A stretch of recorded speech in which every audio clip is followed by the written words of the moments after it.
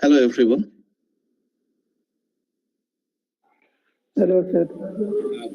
Good evening, sir. Good evening. Good evening to all of you. So, am I audible to all of you? Yes, sir. Yes, sir. Yes, sir. Okay. Thank you so much. And then we'll start in a while. Let me introduce myself because I'm also the co-coordinator of TLC at IIT BHU Varanasi. So I'm Ajit K. Mishra. And besides being a faculty in the Department of Humanistic Studies, I'm also the co-coordinator of TLC at IIT BHU Varanasi. So welcome to TLC at IIT BHU Varanasi and the Center, of course, for Malaviya Mission Teacher Training. Today, I'll be introducing you to the wonderful world of academic leadership, management, and governance. We all are academic leaders in some way or the other, and with some insight into these important things, we can emerge as better leaders, and that is exactly what I'll be talking about today. Let me make a few things very, very clear right at the beginning. First, if you have any problem, in case I continue in English, please feel free to tell me so that I can mix a little bit of Hindi whenever there is a necessity. Is it fine with all of you if I continue in English? Please. Sir, whichever way you want. You are welcome, sir. Okay. Yes, okay, sir. that's fine. So I'll be speaking primarily in English, and thank you for that. And second is I'll be making this session a little demonstrative and interactive. And being teachers, I also expect that you'll be contributing to the overall session in some capacity. So do you want me to make it interactive so that we all come together and contribute? Sure, sir. Sure. All right. Sure. So thank you for that. So the first thing that I'd like to know from you is whenever you come across this idea of leadership, forget academic leadership for now. Whenever you come across the idea of leadership, which things do visit your mind? How do you perceive a leader? So you can unmute yourself and speak. You can also, switch on your video if your internet connection permits that. And you can also write in the chat box. Okay. So whenever you think of academic leadership or leadership in general, what is that one or two things visit your mind, come to your mind immediately? Guidance, sir. Academically very strong, so that yes, just a moment. Guidance, technically very strong, motivator, mentor. Influencer. Yes. Influencer. Influence, of course. Influencer, motivating, influencing, guiding, mentoring. Innovator, sir. Innovating, right? Of course. Good. Sir, leadership is the ability of an individual of people influence and guide followers or members of an organization. Right. Very true. Or maybe a team also. Yes, why not? Without a team, it's very, very difficult for us to work. So when you look at the things that you just contributed, and a lot of those things are already mentioned in the chat box: motivator, mentor, providing guidance, innovating, showing the way, leading the way. And these are some of the things that we generally think of or generally conceive whenever we think of leadership. And it's quite true. Whenever we think of leadership, we think of guidance, mentorship, motivation, and a variety of other things as well. Somebody who is good at tech skills and that. There's something that is also equally important. Of course, I mean, you might have missed that while talking about them. There's something that's very, very important when it comes to leadership, that is communication. Do you agree? Yes, sir. Do you agree that communication is very, very important when it comes to Exactly, sir, exactly. because without being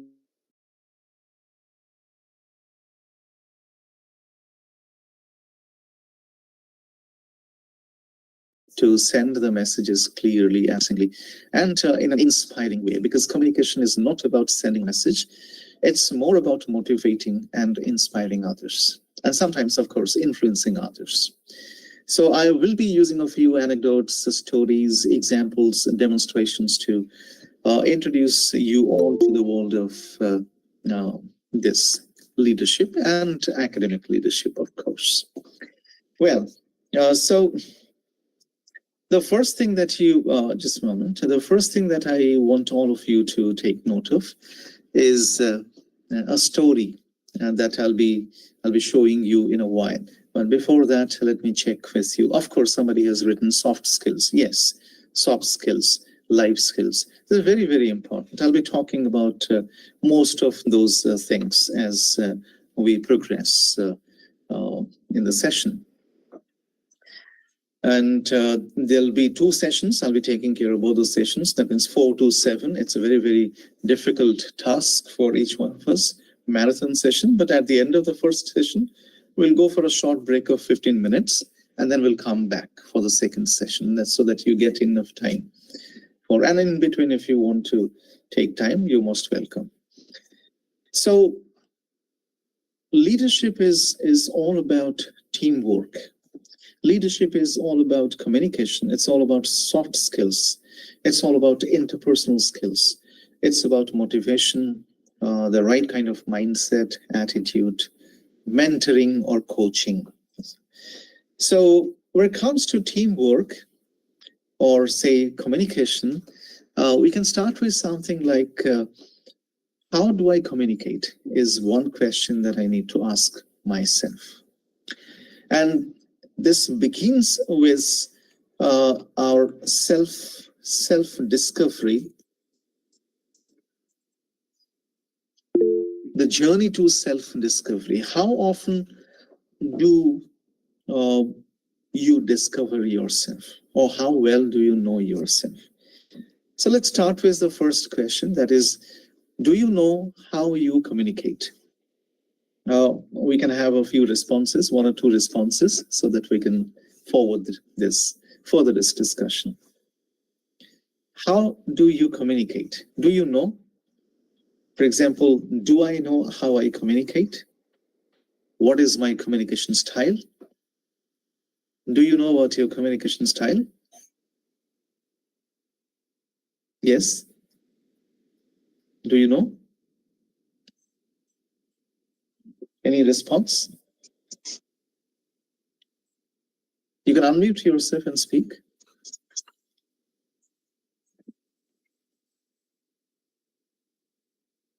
Do you know your communication style? According to audience, sir. Yes. According to audience, what their needs. Okay. So can you name your communication style? Give me just 1 second. There is an important call.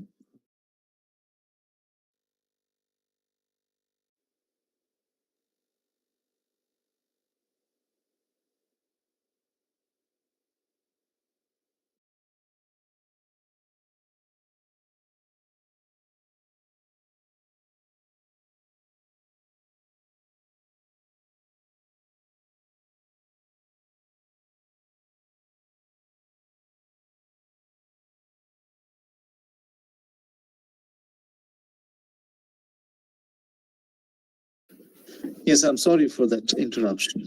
So it is always a good idea to know our communication styles. We communicate in different ways. There are multiple models, of course. I'll be walking you through one very interesting model of communication. I'll be giving you a short test that you'll be taking within a few minutes. And within a few minutes, you'll be able to discover your communication style. Would you like to take that test? Yes, sir. Yes, sir. Okay. And then there are a few conditions, of course. Yes, sir. Yes. Okay. There are a few conditions when you take that test. Ensure that you take it honestly. That means you will be shown 80 statements, 80 statements, and then you'll have to pick those statements. 40 of those statements. All you have to do is to have a pen and a piece of paper or a notebook beside you so that you can note down the serial number of each of these statements. Only the serial number, you don't have to write the statement.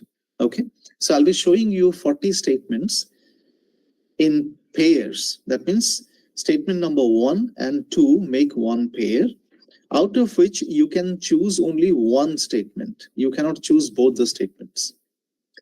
So once you choose one statement out of 1 and 2, all you have to do is to write the serial number only on the piece of paper. Just write 1 or 2. And then 3 and 4 will be one pair. Out of 3 and 4, you'll be choosing one statement only and just write down the serial number of that statement. So this way, when you come across 80 statements, they are arranged in 40 pairs. That means you can choose a maximum of 40 statements. And you'll write the serial numbers of those statements on a piece of paper.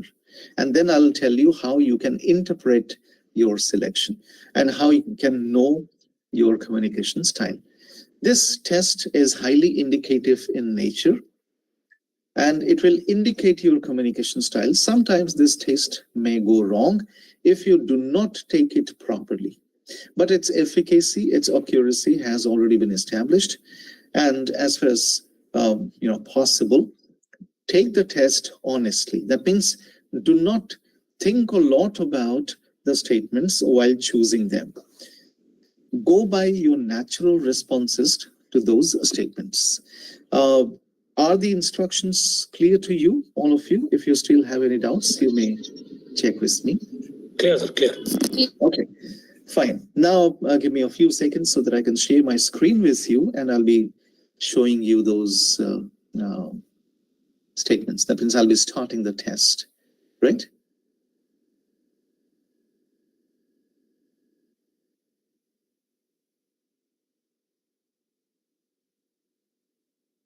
My screen is being shared with you. I think it is shared with you now. Is my screen visible to you? Yes, sir. Yes. Yeah, thank you. So let me now share the test. So this is the test. I think it is visible to you now. Is it visible to you? Know your communication style? Yes. Yes, thank you. Yes, sir. So this is it. This is the instruction slide. I've already talked about it. Please select from each pair of statements the one which is most typical of your personality. No pair is an either or proposal. That means don't think that it is an either or proposal. There are two statements in each of the pairs, and you can choose the statement, that one statement which you think you identify yourself with, and make your choices as spontaneously as possible. And there is no wrong answer. There are no negative marks for either not choosing or choosing the statements, because no statement is either wrong or right. Okay, so shall we start? Yes, sir. Okay, fine. Are you all ready with pen and paper with you? Yes, sir. Yes, yes. Fine, let's Yes, go ahead. yes. Let's go ahead. The first 10 statements arranged in 5 pairs. 5 pairs means 1, 2, 1 pair, 3, 4, pair number 2, 5, 6, and so on, right? So just write the serial numbers and do not write the statements. And I'll be going to the next slide in some time. I've also set a timer. It will automatically move to the next slide. And do not think too much about these statements. Don't think like a scientist. Just depend on your spontaneous response, natural response.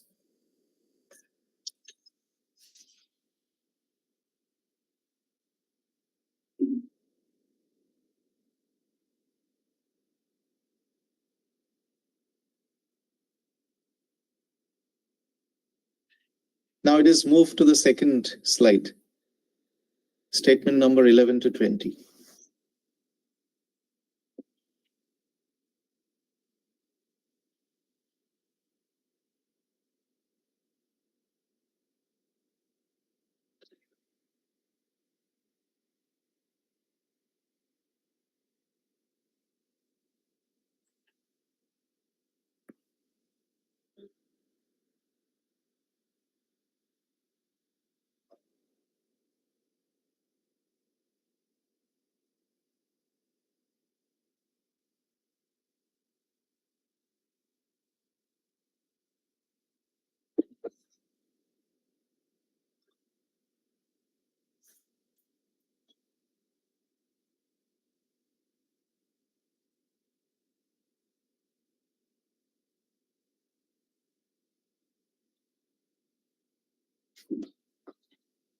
Now it will move to the next slide.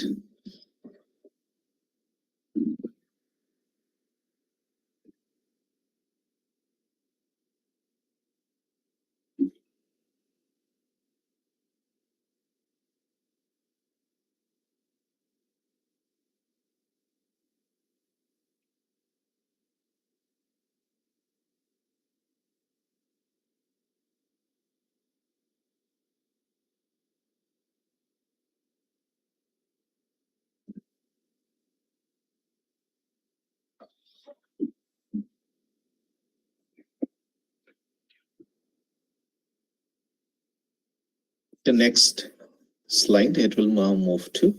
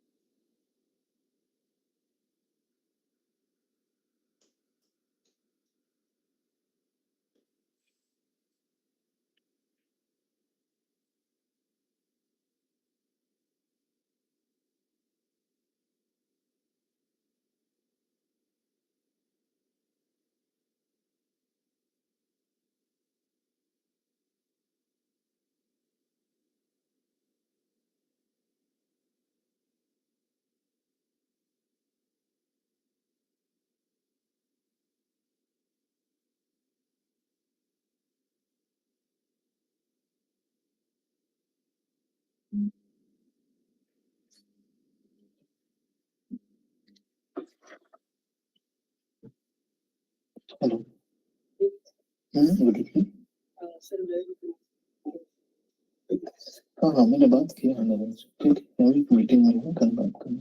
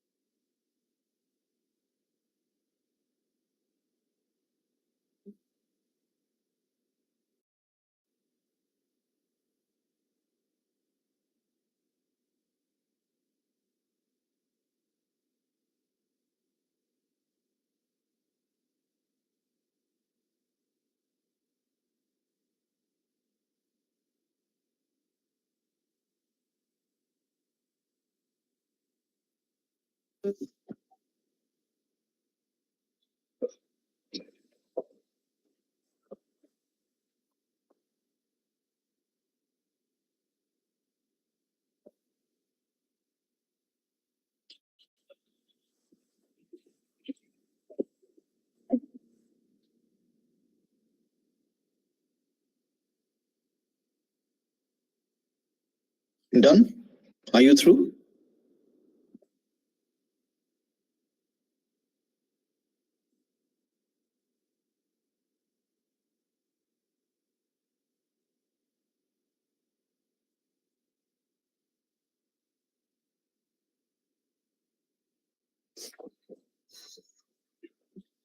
So are you through? Yes, sir. A few people have written on the chat box. There is no need for you to. I mean, this task had to be done by yourself for yourself only. There was no need to mention in the chat box. Okay. So if you mention in the chat, there's no point mentioning in the chat box. Therefore, I asked you to keep your pen and paper ready. Okay, fine. Some of you have mentioned in the chat box. Anyway, so how did you like the statements? Did you find them challenging, interesting, boring? Interesting, sir. Interesting, sir. Very intriguing, sir. Okay. Please do not mention in the chat box the statements, numbers. Write the numbers on a piece of paper for yourself. So some of you are writing in the chat box. Please do not do that. There is no point. So don't mention in the chat box the serial numbers, the statement numbers that you have chosen. Write on a piece of paper, not in the chat box. Okay. So you liked the statements. Fine. Now I'll have you all chosen 40 statements? Have you all Yes, chosen sir. 40 statements? Fine. Yes. Okay. Now I'll be showing you how you are going to interpret your responses. Okay. So I'll take you back to the slide, the presentation mode again. So here it is. All you have to do, okay, is to circle the items. Items means the numbers. Fine. And then after you have circled or after you have put some mark to classify these numbers according to the things that I'm going to show you in a few seconds, you'll be calculating the numbers. Do not add the sum, but just calculate the numbers. For example, if I've chosen 1, 7, 9, 11, 4 like this, so I can say I've chosen 5 or 6 under this category. All right, are you ready to interpret your responses? Fine. Yes. I'll show you how you do it. Now, this is the first one. Just match the numbers and circle them. For example, 1, 8, 9, 13, 17. If you have mentioned these numbers, just circle them.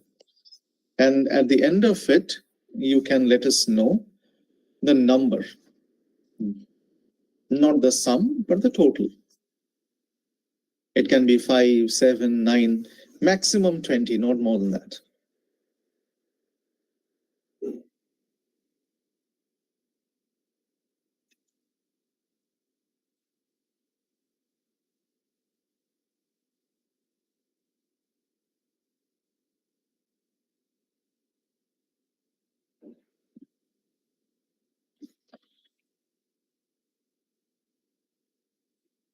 Are you through? Just a minute, sir. Yeah, sure.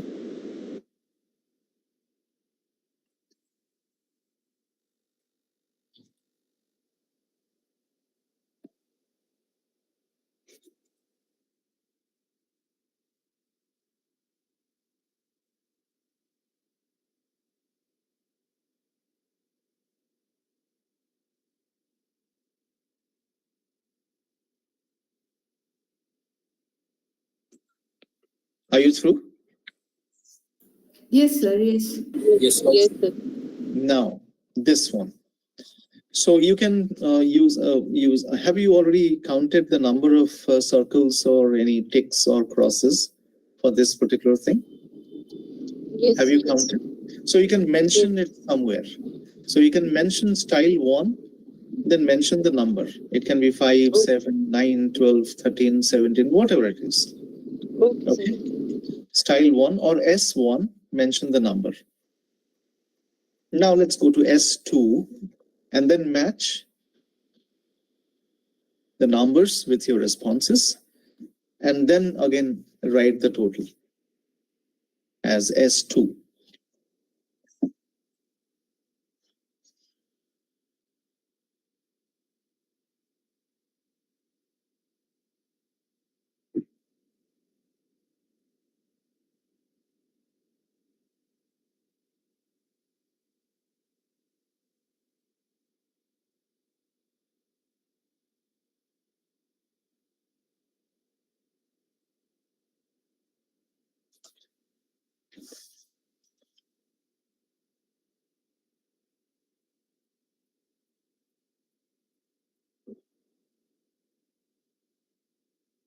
When you're through, just let me know.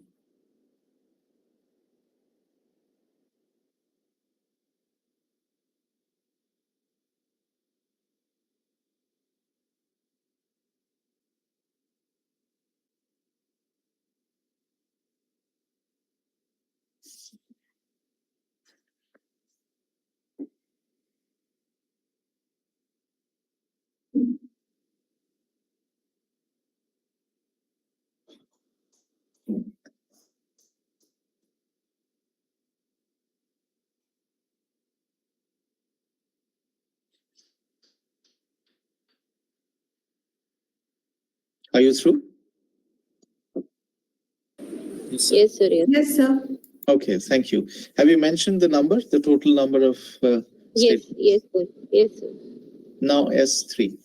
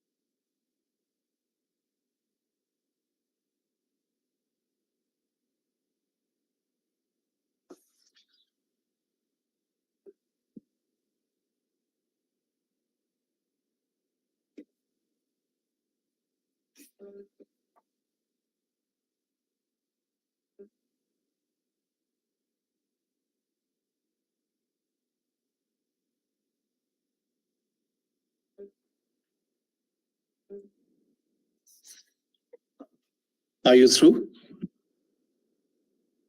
Yes, sir. Yes, sir. Yes, Okay. sir. Now the last, style 4. I'll be talking about 4 styles, of course.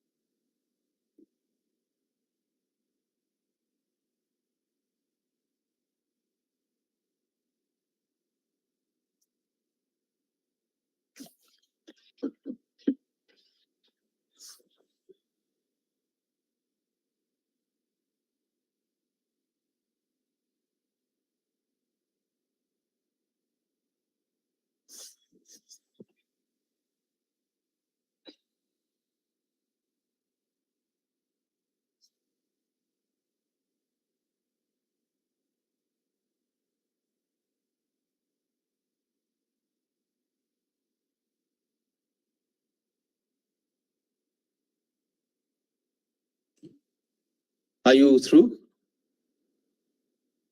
Yes, sir. Okay, fine then. So you have already responded. Okay, you already marked.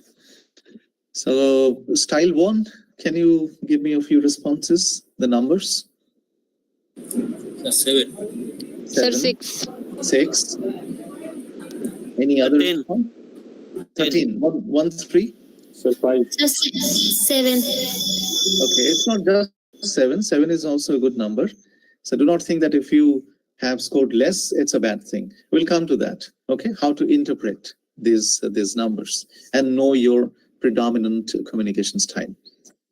So I'll now show you those communication styles so that you can easily. But then before that, I just want to know what do you think about your communication style? For example, do you believe in action? Is there anybody who believes in action? That means a person who doesn't think so much or too much, just wants to go there and perform something, do some action. Is there anyone?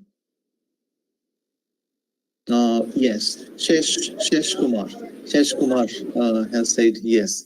So what is the what are the scores, Dr. Kumar? What are your scores? S1, S2, S3, S4? Can you mention your scores, Dr. Sanjay Pal? Shesh Kumar? Yes, sir. Yes, sir. Okay. My score S1 is 8. Okay. S2 is 8. 11. Mm-hmm. S4 is 8.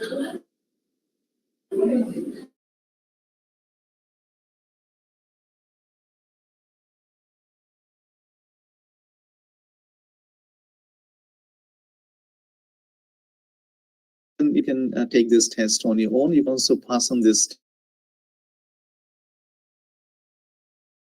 their communication styles, the different styles. These are the 4 communication styles. Style 1 is called style. That means you believe in the word style. It's action style.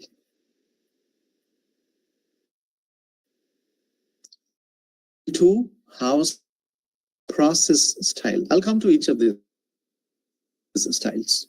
Style, people style. And style 4 is why style and idea style. That means if your score is the highest in this S1, then you know your predominant communication style is communication action style. That is your predominant communication style. That means you believe a lot in action. You believe in results, objectives, achieving, doing, and you don't want to sit idle.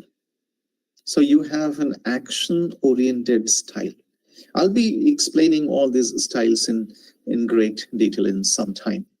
And then if your highest score is here, style 2, that means you have a process communication style. That means you take time to plan, organize, think before you speak, before you say certain things. And when you say things, you always emphasize facts, figures, statistics, and all those things. If your highest score is here, that means you have a people communication style. You're very outgoing, extrovert. You believe in building relationships, teamwork, and you find it pleasure and enjoyment to be in the company of other people. You go out, meet new people, learn things from them. You are basically a people's person. And if your highest score is here, you have an idea communication style. That means you think a lot. You believe in concepts, theories, innovation. For example, researchers generally develop this communication style because they have to do a lot of innovative thinking, critical thinking, creative thinking, conceptualize, theorize, experiment, innovate. So researchers generally either have this inherent style, or they generally develop this style. This is one. The second is sometimes it may also happen that you have similar scores in more than one of these styles. That means you have an equal amount of ability in those styles. Sometimes it may happen that you have very close scores. That also means that you have almost an equal amount of ability in more than one style. But then when the difference is very clear, for example, you have 13 or 14 in action style and 8, 9, 10 in other styles, that means it's very clearly demarcated, differentiated. So your action style is your predominant communication style. Okay, so now you can share your experiences of taking this test. A few responses will also do. So is anyone who believes the test result has indicated it correctly for the person?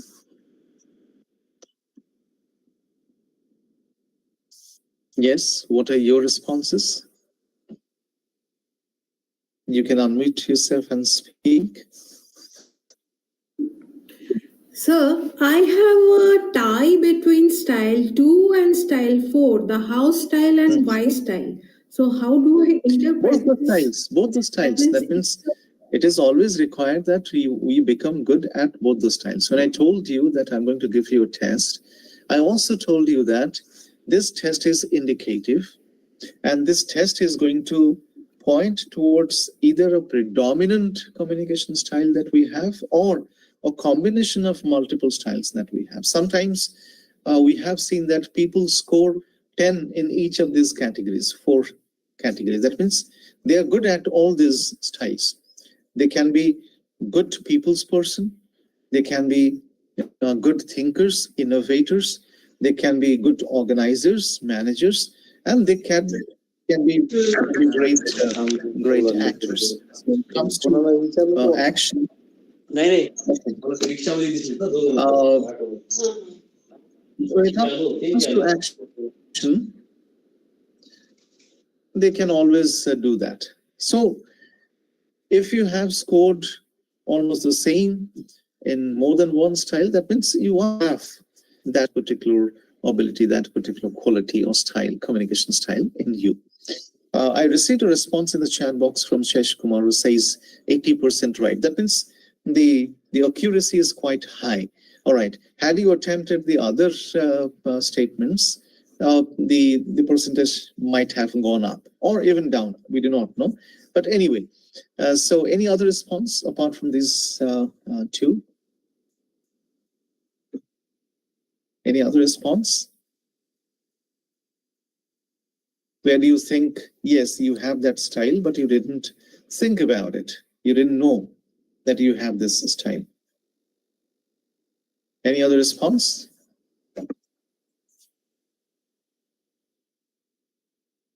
Actually, sir, I am trying to understand actually the whole things, how the behavior, human behavior is connected. I'm thinking in this. It is actually connected. It is actually connected, very well tested and well tried. No, I'm just people generally says though I points actually have my 11.8 proves all these.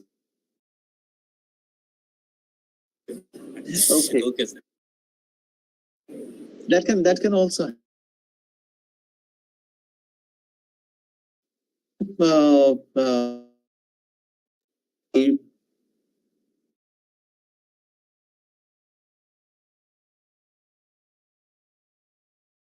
have an action, go and do. Child means any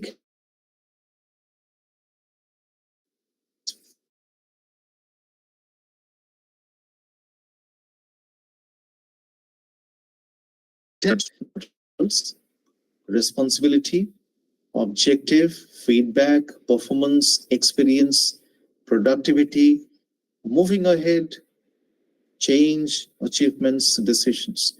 So if they talk, if they interact with others, they generally talk about these things. That means whenever you speak to someone, and if you find that that person is talking about these things, the person is talking about results, efficiency, productivity. For example, if I say, I really like those people who are result oriented. Now you suddenly discover that I have an action communication style. You suddenly, immediately discover it. That means I believe in action. And if I go on to add more words like, and I also like people who have a great amount of responsibility, and they believe in productivity, efficiency, and they're always good at decision making. So that means I'm myself an action-oriented person. That means I have that action communication style. And then, how do you identify people with this particular style or this particular communication style? They are very pragmatic, practical. They don't talk about ideal, unachievable things. They're very direct. And then they're also impatient. You know, if you have an action communication style, you're very impatient because they just cannot wait. They just want to go there and perform. Very decisive, and sometimes they're also very quick. They don't want to waste time thinking a lot, and they have a lot of energy. Very energetic people. So this is all about those people who have an action communication style. Style number 2, process communication style. So this is process communication style. So when it comes to process communication style, people generally talk about fact. You go to your research supervisor or your colleague or your boss. So if the person says, where are the facts? Show me the statistics. Show me the proof. Give me evidence and give me the details. This document doesn't have details. Then you know that person has a process communication style. That means that person believes in processes, proper processes. So these are the things that people with process communication style generally talk about, and how they are. They're very systematic people, step by step. If somebody has a process communication, after a process communication, the person has to be systematic. I'll give you an example of that. You're writing a research article, okay? So which communication, a research article is a piece of communication. Am I right? A research article is a piece of communication. So which communication style are you going to adopt? Systematic. Process Style 2. Style 2. Yeah. Style 2, process communication style. That means there is this introduction, literature review, then research aims and objectives, and research methodology, design, materials, and analysis, and then you come find discussion of limitations and then future implications of your work. There's a system ethically done. So this systematic communication is an example of process communication style. That means if I communicate in a very systematic manner, step-by-step manner, that means I have a process communication style. I do not want to say that a person whose predominant communication style is action communication style cannot adopt process communication style. No, when we know, it is easier for us to adopt. So when I deliver a presentation, I always adopt a process communication style. But before I make my presentation, I adopt an idea communication style so that I innovate, I bring new dimensions, I put new things. So we can always combine these styles when we know.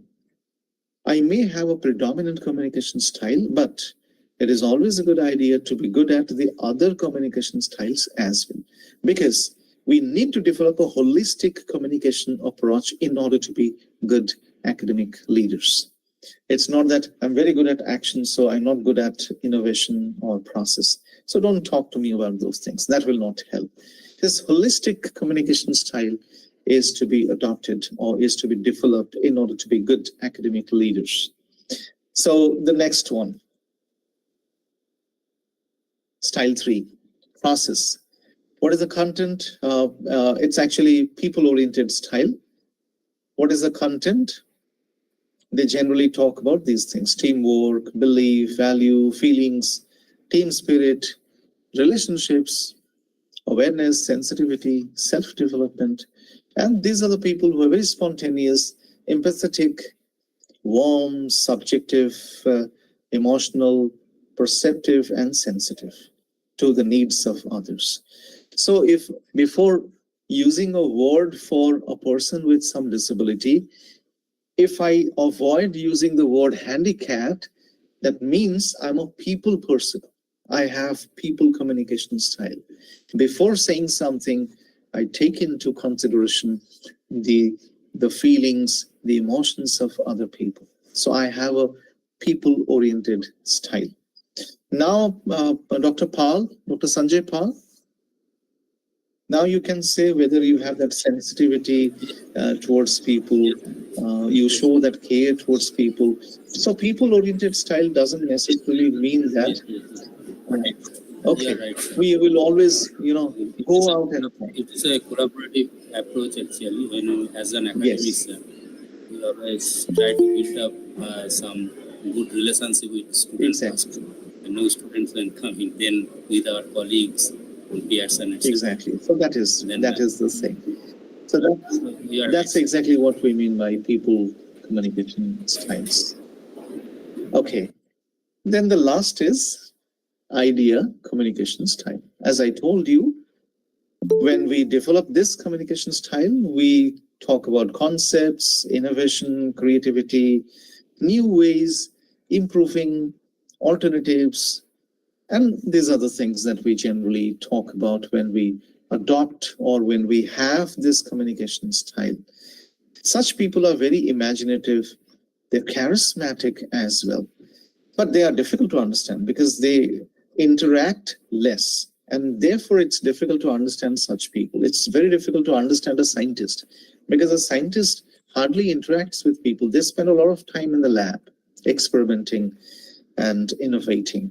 So sometimes they are also unrealistic people because they think in a manner which may not be or which may not sound realistic, but they're full of ideas, very rich in ideas. So whenever you adopt idea approach, then you talk about innovations. If suddenly you find somebody who talks a lot about innovations, then you know that the person has idea communication style. So for your information, this is based on this particular work. PCASE, Teaching for the Cross-Cultural Mind. You can explore more about this model through this article by PCASE, Teaching for the Cross-Cultural Mind. Okay, so that way we come to the end of this segment. So now that you know more or less your communication styles, now that you know these communication styles and you know the importance of these communication styles, you can think of, designing your communication approach or strategy according to these communication styles. Imagine you're going to meet a professor with a hope for a collaboration. And you meet the professor, you're meeting the professor for the first time, or the scientist or the researcher for the first time. Then you begin a conversation. And when you begin a conversation, you'll gradually discover the communication style, the predominant communication style of that particular person. Because now you know, if the person begins to talk a lot about action, then you know the person has an action communication style. So if you want to work with that person, you must work to the deadlines. You must always, finish your work well before the deadline, because that person believes in action. So it helps us not only understand our communication styles, but also understand the communication style of others. So when we know that, it becomes easier for us to interact with them, build a strong bonding or relationship with them, and sustain that relationship. That will be academic leadership, because academic leadership is highly dependent on one's ability to communicate effectively. So therefore, it is important that we understand our communication styles. If you have any queries related to this particular segment, you can talk about it. Communication styles. Okay. Or you can reserve your questions for the end. Shall we move to the next segment? Yes. Shall we move to the next segment? Yes, sir. Okay. Yes, sir.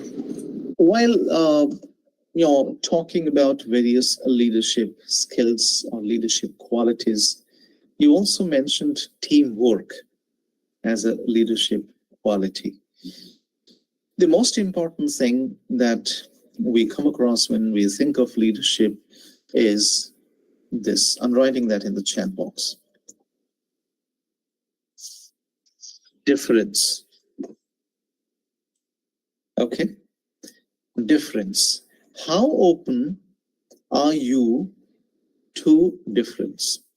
Because difference is something that most people do not like. Imagine, go to any school, the class teacher or the subject teacher dictates notes to the students. There are 50 students in the classroom. All 50 students take down the notes, the answers basically. And when it is exam time, the students are expected by the subject teacher or the class teacher to reproduce the same answers. If a student has written on one's own in a different manner, in a manner other than the teacher mentioned, then the teacher doesn't give good marks to that student. I told you to write this, but you have not mentioned this. But the student can say, yes, I have mentioned this in a different way, but the teacher will not agree. Now, the problem is that right or not? Have you come across any such experiences or information? I come across such information oftentimes. Am I right? Yes, sir. Because most often that happens. The problem is teachers fail to appreciate difference. We all are different. Because we have different fingerprints. No two people in this world, their fingerprints are different. There is a raise. Srivastav. Yes, please.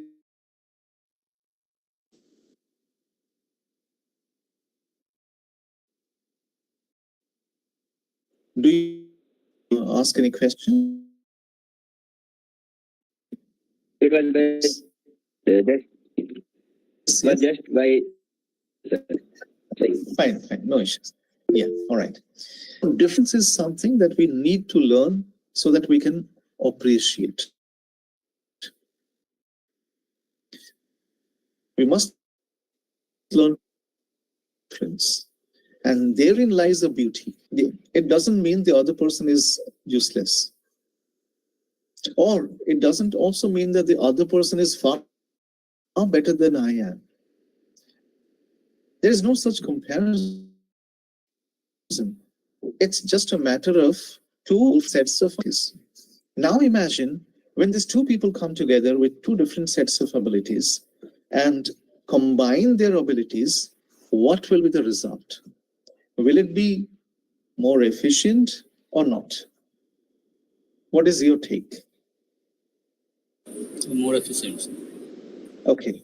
One will I'll be now- different the other, sir. Yes? Suppose there are two persons A and B with different abilities. So A can Yes. complement B and B can complement A. Exactly. So that kind of complementarity is required. But then generally what is thought, if A doesn't have the ability of B, then either A is bad or B is bad. So there is another question. Please go ahead. A raised hand. Sir, Yeah. sir, how can we negotiate in different opinion in public versus private interest of the institution? Exactly. I'll show you. I'll talk about it. I'll first show you a video. A very, a video of a simple story. You might have heard about the turtle and the rabbit story. Have you? Yes, sir. yes, Okay, what happens at the end? Who wins the race? Turtle will say it.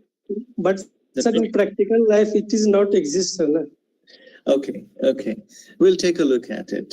The turtle wins the race, and the message that we get from the story is slow and steady wins the race. That means if somebody may be slow, but if that person is steady, the person runs a chance of winning a race. If the rabbit is very fast, If we move slowly and logically without any error, so there is high possibility of winning the game actually. And, exactly. Immediate action means there is a possibility of mistake. All right. So I'll be showing you or playing a short video for you. Okay. So take a look at that video, and after that we'll take this discussion forward. Right? Is my screen still visible to you? Yes, sir. Yes, sir. Okay. Now I'll be playing that video for you. All you have to do is to confirm whether the audio is also going through or not. Both audio and video. Okay. Yes. Shesh Kumar, Dr. Kumar, you have raised your hand. If you have a question, please go ahead. Okay. Right. So let me play this video for you. Is this screen visible to you? Yes, sir. Yes, sir. Can you see rabbit and turtle story? Yes, sir. Right. I'm playing this for you now. First, you confirm whether you can watch the video and... Okay. Are you getting the audio and the video, both? Sir, audio is not good.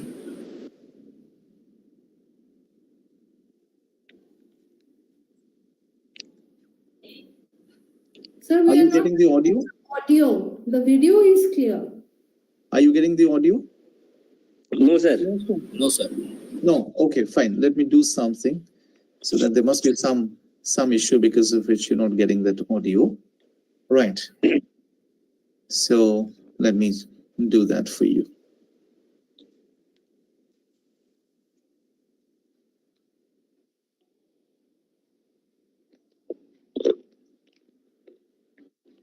Let me go to the setting and get it. Stopping sharing for a while. I'll be going to the setting and I'll do it.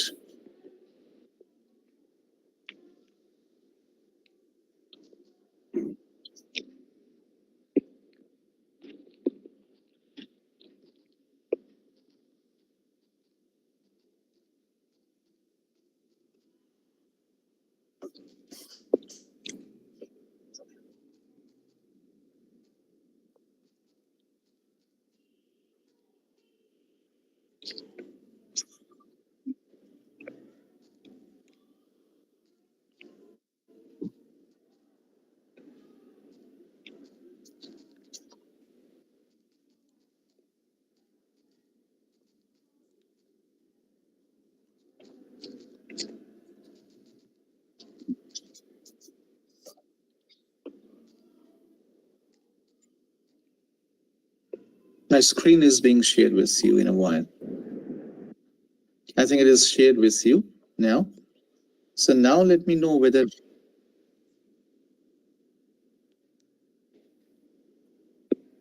Audio is not available, sir. you're not getting audio, all of you? Yes, sir. No audio. Yes, sir. Yes, sir. No, sir, no audio. No audio. Okay, there's some problem because of which the audio is not going through. All right, let me do it again.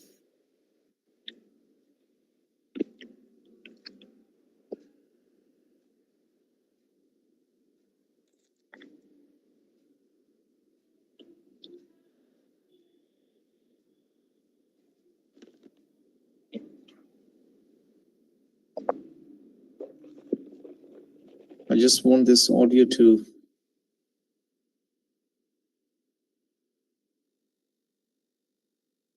reach you so that you get to know it.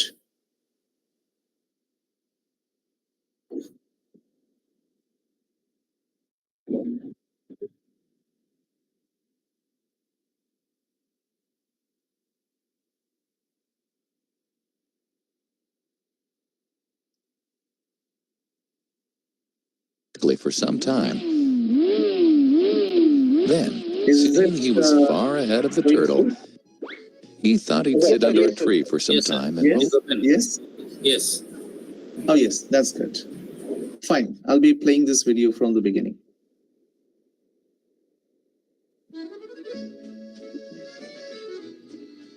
Once upon a time, a turtle and a rabbit Is it fine now? Yes, sir. Yes, sir. Okay, so please take a close look at this. had an argument about who was faster. They decided to settle the argument with a race. The turtle and the rabbit both agreed on a route and started off the race. The rabbit shot ahead and ran briskly for some time. Then, seeing he was far ahead of the turtle, he thought he'd sit under a tree for some time and relax before continuing the race. He sat under the tree and soon fell asleep. The turtle, plodding on, overtook him and soon finished the race, emerging as the undisputed champ. The rabbit woke up and realized that he'd lost the race. The moral of the story is that slow and steady wins the race. This is the version of the story that we've all grown up with. But our version of the story continues. The rabbit was disappointed at losing the race, and he did some thinking.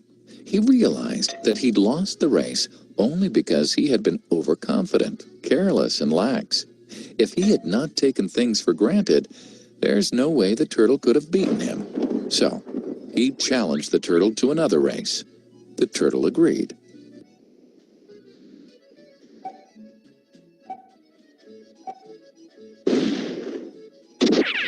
This time, The rabbit went all out and ran without stopping from start to finish. He won by several miles.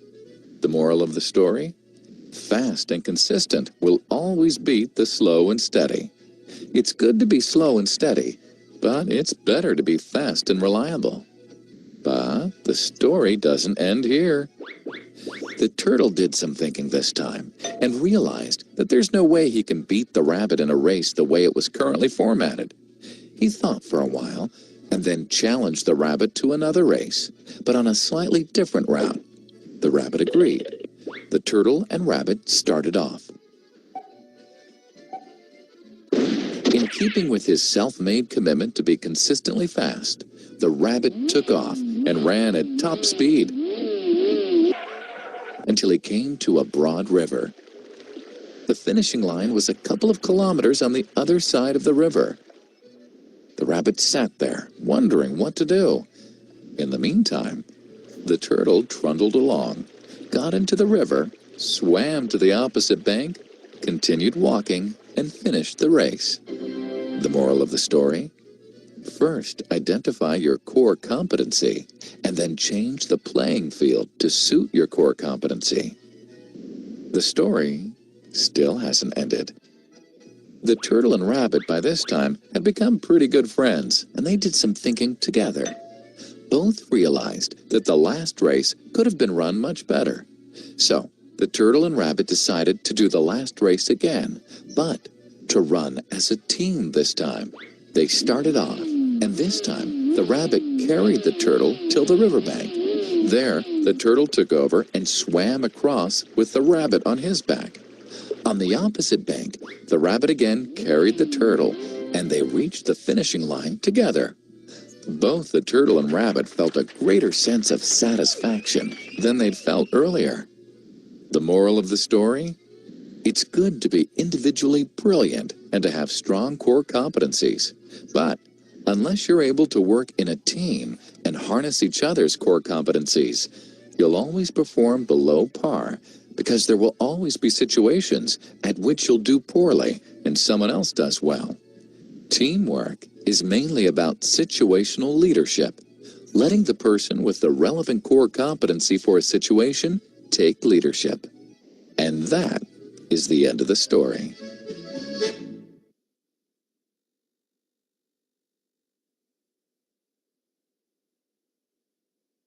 So how did you like that? Interesting. Extremely good, sir. Extremely good. A new version of the story. Of course, of course.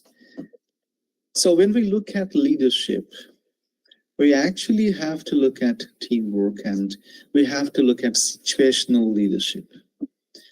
Now, this is exactly where learning how to appreciate difference becomes important. When two people are different, it doesn't mean one of them is good, the other is bad, or vice versa. It may also mean that both of them are equally good in their own ways, and when they come together, form a team, they can complement each other's qualities. So therefore, it is very, very important that we learn how to appreciate difference. But unfortunately, most often we think that we always create a parameter. This is a parameter. If you fit into this parameter, you are good, otherwise you're bad. But somebody who doesn't fit into this parameter can also be good. So oftentimes we come across these young achievers, business achievers in India. So when you look at a lot of achievers, some of them went to IITs, IIMs, and completed their respective programs. But some of them could not complete, they dropped out. That doesn't mean they're not good people. They went ahead and made big companies. So which is a proof, which is a fact that to be different is not to be weak.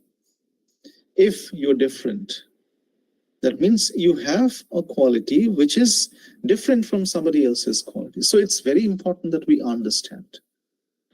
So when we understand this, we can think of collaboration, teamwork, because modern day leadership is all about teamwork, not just teamwork, building the team and sustaining that team and working as a team player, as a team member. It is also about, appreciating and acknowledging the differences.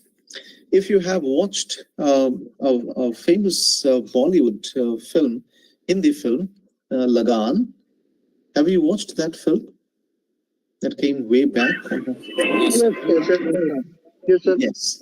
So if you have watched that film, you might have,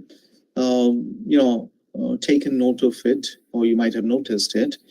When the leader is, forming the team, the leader is appreciating the difference of each of the team member. He says, no, you are good at this, therefore you should be a part of this team. Even the person who has a problem in his hand, okay, a partially disabled person, some partial disability. So even that person has some value to the team, because that person can spin the ball in a manner which others cannot do. And that's exactly what the leader acknowledges and discovers and appreciates. And that's the reason why that team becomes a formidable team, because each member in that team becomes indispensable and becomes a very important member. And that's exactly what we mean when we think of this particular thing. But then, when it comes to leadership, we need to think of certain things. For example, some of you said it is all about planning, it is about influencing, it is about motivating, it is about developing the right kind of attitude. Okay, so when it comes to planning, how well do we plan our life, our career, or our professional trajectory, the professional path? How do you plan? I would like to know from you. I'd like to hear that from you. One or two of you can come forward and talk about it. How do you plan?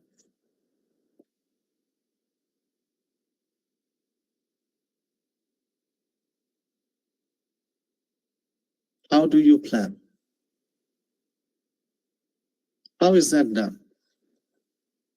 It's very important, because sometimes, when we plan our career or professional trajectory, we need to take into account a few very important things.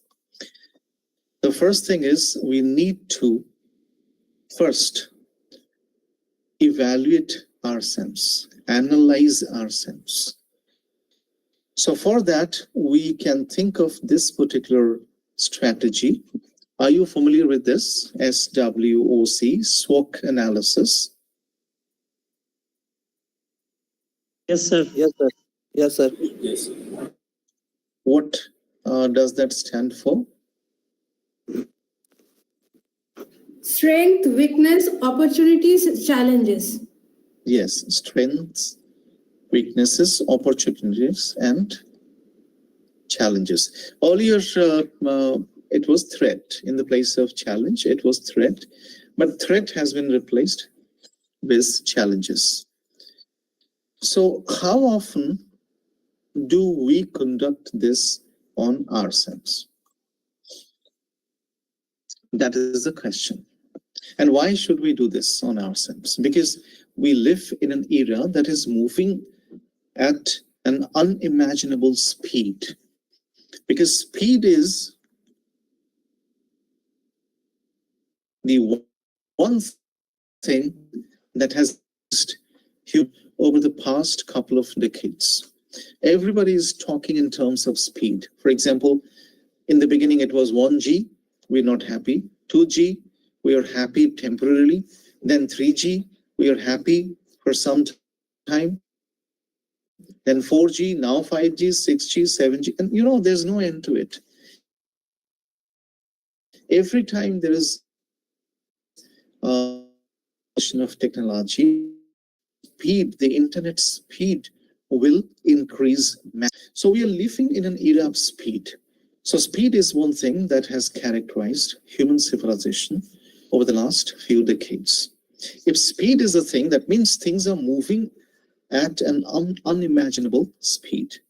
The question is, are we keeping pace with this movement, this speed? If we are not keeping pace, then we are falling far behind.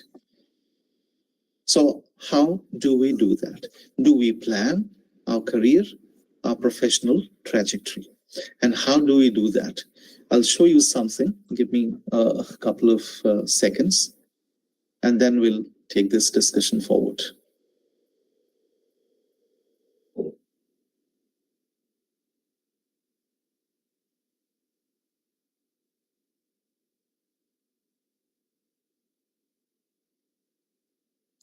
Right.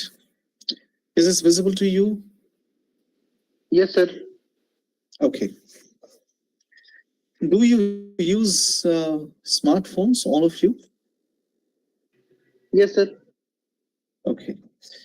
The smartphone experiences something very interesting almost every day or every second day.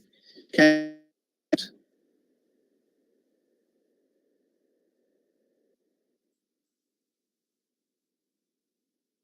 you guess that? Okay. The smartphone has a lot of apps installed in it. Am I right? Yes, sir. Imagine the apps do not get updated. I mean, we have a lot of apps installed on this smartphone, and every single day or every 2 or 3 days, the apps get updated. And that's the reason why to update it without updating it manually, we generally set the automatic updates option so that the apps get updated automatically. Am I right? Yes, sir. Right? Imagine the apps do not get updated. What may happen?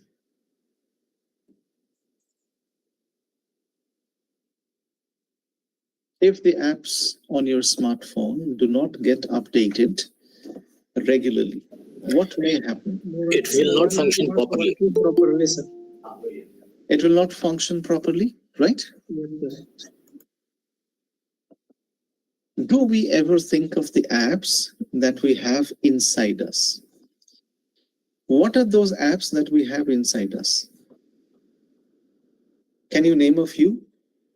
Brain, Brain, then visuals, visuals, heart, heart. Those are organs, those are not apps. For example, there is a RAM, there is a hard drive, storage drive. Those are organs, those are not apps. Can you think of the apps? For example, can you classify the apps on your smartphone? For example, there are finance and banking apps, there are entertainment apps, there are work apps. So similarly, can you think of a few apps that we have? Yes, exactly. Exactly. Thinking apps, critical thinking, creative thinking, analytical thinking, convergent, divergent, out of the box, design thinking, thinking skills, thinking apps. Similarly, relationship apps. We have that ability to form relationships. Imagine every time you went to a new college, within a few days, you had friends. How did you do that? Imagine when we go to a new place, new workplace, we make friends within a few days. How do we do that? Because we have certain relationship apps inside us. For example, intrapersonal relationship and interpersonal relationships. Of course, cognition, understanding, empathy, emotional intelligence. These are the apps that we have inside us. Emotional, regulation. These are the apps. Emotional intelligence, EI. We have spiritual guide us. For example, meditating. Okay. We want to go to the lap of nature and spend. So these are the apps that we have inside us. Now the question is, how often do we update our apps? Do we update our apps as frequently and regularly as we update the phones? Is your answer?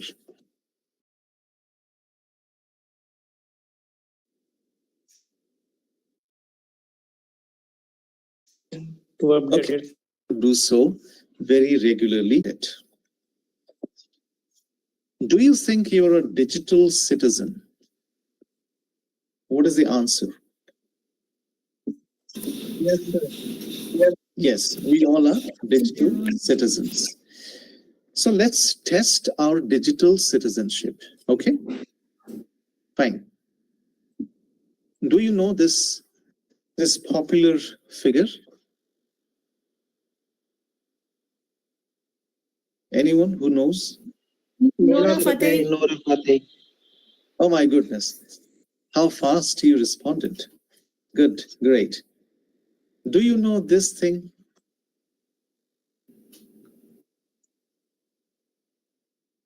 She is dancing, sir. Nora Fateh is dancing? For example, this one. What is this? This is Nora Fateh, of course. Actress, sir. This is what? Actress. So you need to change the slide. Slides are not changing. Slides are not changing? Sure?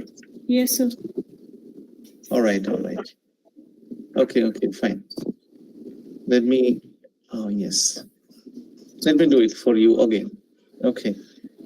I'll stop presenting, I'll share my screen and then I'll be doing it. Sometimes it freezes. The Google Meet has this problem. Anyway, give me just a few seconds. I'll be showing you that. Is my screen visible to you now? Yes, sir. Yes, sir. Okay, now tell me, this is Nora Fatehi, and can you see this now? Yes, sir. Oh, yes. So,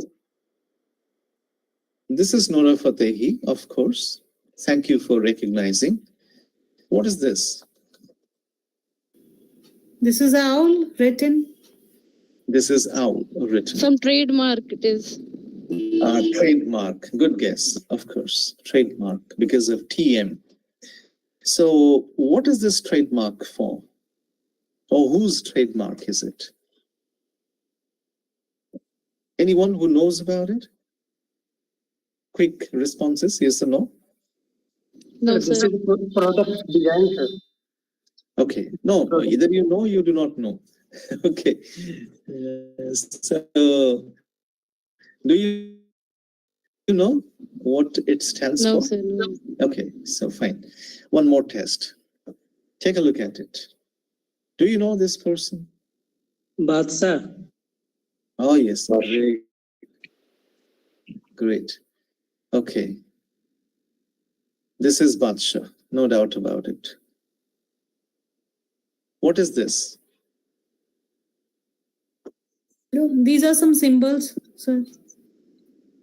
Symbols. Okay, but you cannot tell about it as confidently as you said Badshah, Yes. right? Fine. Okay. Now I'll come back to the meeting mode. Yes. Right. Timer, Nora Fatehi. Okay, all right. Fine. Thank you for recognizing Dr. Singh. Good. Now the question is, when it comes to the digital era or digital citizenship, we need to think of two important dimensions of digital citizenship that together make it.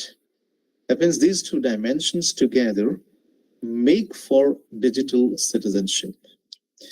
The first is, I'm writing that in the chat box, digital literacy. That means if I can use this device confidently, fluently, I have digital literacy. But this, using or to be able to use this device confidently doesn't ensure the other dimension, which is called, I'm writing that in the chat box, information literacy. These two things together make digital literacy. So digital citizenship, I'm sorry. These two things together make digital citizenship. That means digital literacy and information literacy. It's almost like in order to be called a citizen or a good citizen, I must be aware of my rights and my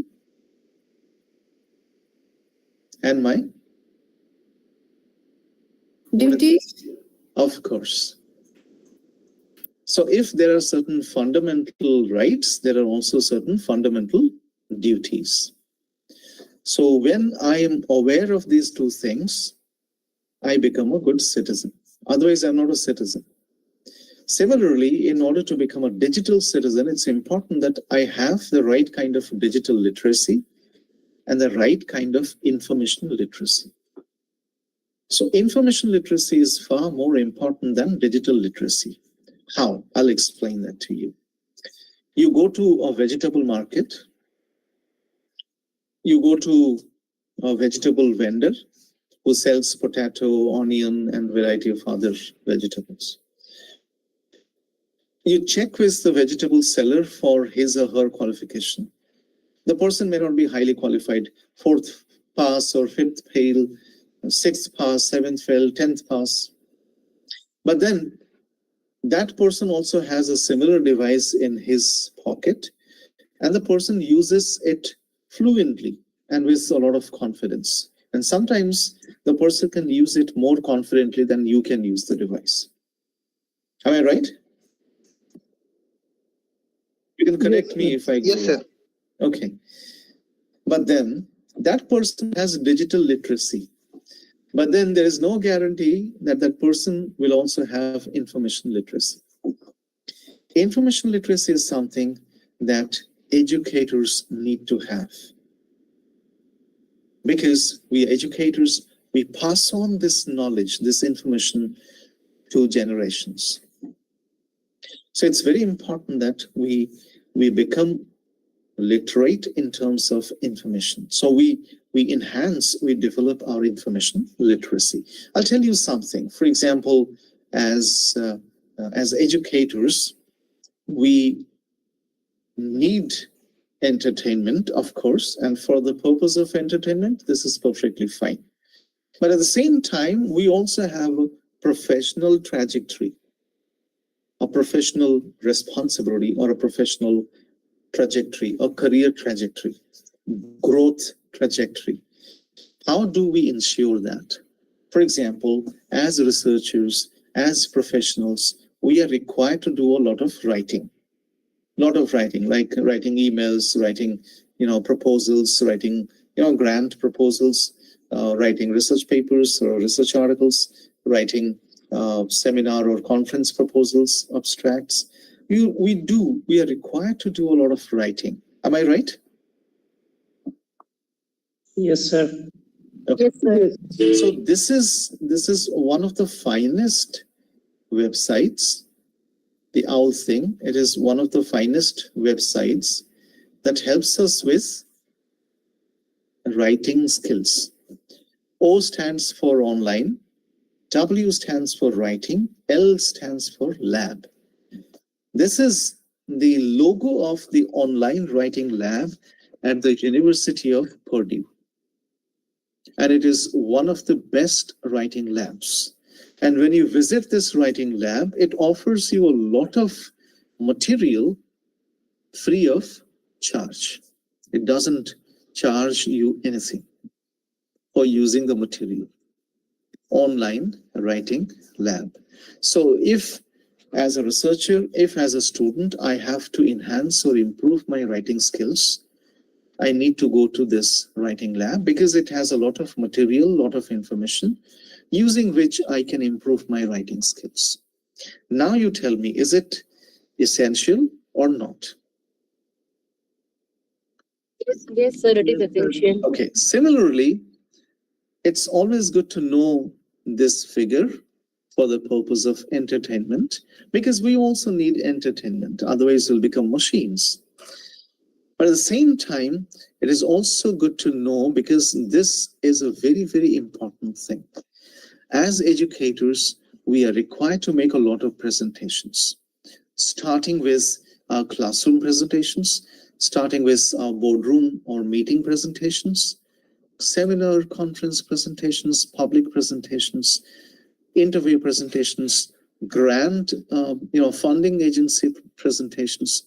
So if presentations are so very important, it is always a good idea to know how to be effective when it comes to presentations. So this is a principle, this is a framework given to us, a presentation framework given to us by Guy Kawasaki, a Silicon Valley corporate expert, presentation expert. He says a good presentation must always be no more than 10 slides, not more than 20 minutes, therefore this clock icon.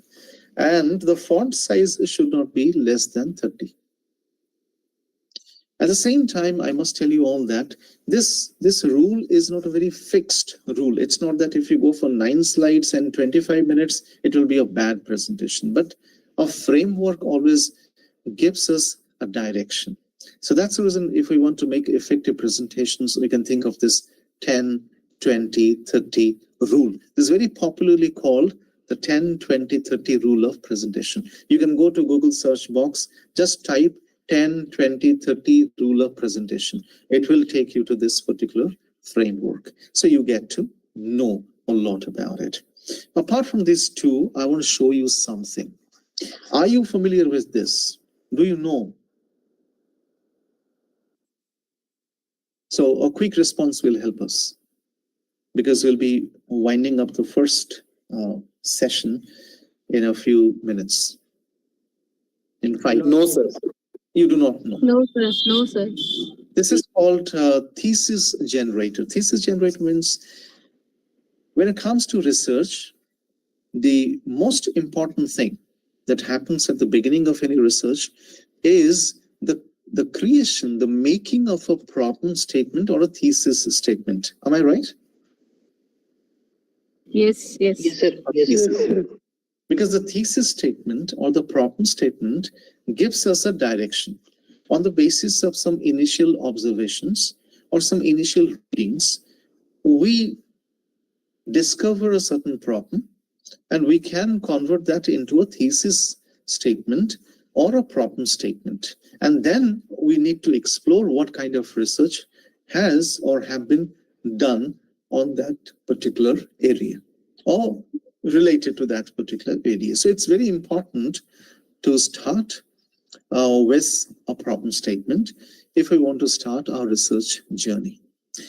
This is a writing center, as you can see, UAGC Writing Center, University of Arizona Global Campus. This is University of Arizona Global Campus Writing Center. They have created an interactive software which helps you in or through 5 easy steps to generate your problem statement or your thesis statement. Would you like to know about it? Yes, sir. The thesis generator or the, this thing. So what I'll do is I'll quickly open that. Is my screen still visible to you? Yes, sir. So I'm typing something. Is it visible to you, the Google search results? Yes, sir. Yes, sir. Okay. So now I typed UAGC thesis generator. Now the first result is that UAGC Writing Center. Now I'll take you to the website. So this is what I just showed you. Am I right? Okay. This is exactly what I just showed you. All you need to do is to go through 6 steps, 6 easy steps, and then your problem statement is ready. I'll show you how. So let's start with step 1. Step 1 asks you to state your topic. It can be a rough, broad statement of your topic. There is a sample. Take a look at this sample. Can you see this sample? Monitoring children's television use. You want to explore this topic. So you mention the topic. Okay. Fast food eating habits of school children can be a topic. So you mention a topic here. For example, you can delete it and then mention your topic. You can type. This is an interactive software. Okay. So for now, we'll stick to the sample. So let's take a look at this topic, monitoring children's television use. Fine. So the topic is mentioned. Now you go to step 2. Step 2, you state your main idea about the topic. What do you think about that topic? Because the topic is monitoring children's television use, right? Why do you think monitoring children's television use is necessary, or there is a need for monitoring children's television use? So you'll come with your idea. Why do you think so? You think so because you want parents to regulate the amount of television their children watch. So what do you mean by monitoring children's television use? Who is going to monitor? How is it monitored, or how can it be monitored?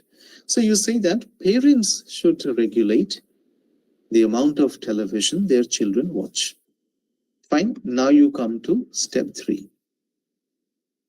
Give a reason why you think so. The reason is given here. It is not always intellectually stimulating. So watching television is not always intellectually stimulating. Therefore, there is a need to monitor children's television use. And who is going to monitor that? According to you, parents should regulate the amount of television their children watch. This is reason number 1. If you have more reasons, you can also cite those reasons. Step 4. You can give another reason that supports your main idea. You can see this is another reason. The first reason is it is not always intellectually stimulating. This is the second reason. Plus, it prevents social interaction. If you have more reasons, give one more reason. So 2 reasons you have given. You have already given 2 reasons. Can you recall those reasons? Reason number 1. Why do you think so? Yes? Reason number 1. Can you recall? Do not intellectually Stimulating. Right. 1. Reason number 2. Reason number 2 is that they prevent the social interaction. Exactly. Great. Not always intellectually stimulating. It prevents or interferes with social skills or social interaction. Reason number 3, it can interfere with good sleeping habits. So now you have given 3 reasons. 1 topic, your main idea, and 3 reasons to support your main idea. Fine. Now you come to the last step. Include an opposing viewpoint, because it is always a good idea to include an opposing viewpoint. That means this is called concession strategy in research. We always have to give some concession to some other ideas as well. We may not agree with them, but we can give some concession. So you think that television can be educational. You don't doubt. But then it is not always intellectually stimulating. It prevents social interaction. It actually interferes with good sleeping habits. But at the same time, television can be educational. You're ready? You have given answer to these 6 questions. Then you come here. Just click. Your problem statement is generated. I'll now show you. This is your thesis statement. While television can be educational, parents should regulate the amount of television their children watch because it is not always intellectually stimulating, it prevents social interaction, and it can interfere with good sleeping habits. Your thesis statement, your problem statement is ready. Now you can start your literature review. You can move on or forward. Okay? Is that fine? Yes, sir. Yes, sir. Sir, does it check for plagiarism? Oh, you need everything at one place. Okay. It doesn't check. Okay. It's basically a thesis generator. So it doesn't check. Right? So it doesn't check. So did you find this interactive software useful?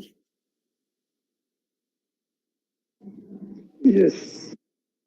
Okay, so you can share this with your friends, with your younger colleagues, with your research scholars, and it's going to help them a lot, especially in formulating the problem statement. It makes your task easier. Even if you do not want to use this software, if you become familiar with these 6 steps, you can do it without any software. Manually, it can also be done because people have been doing it manually for long. But then this software is going to help you a lot if you want to make use of it.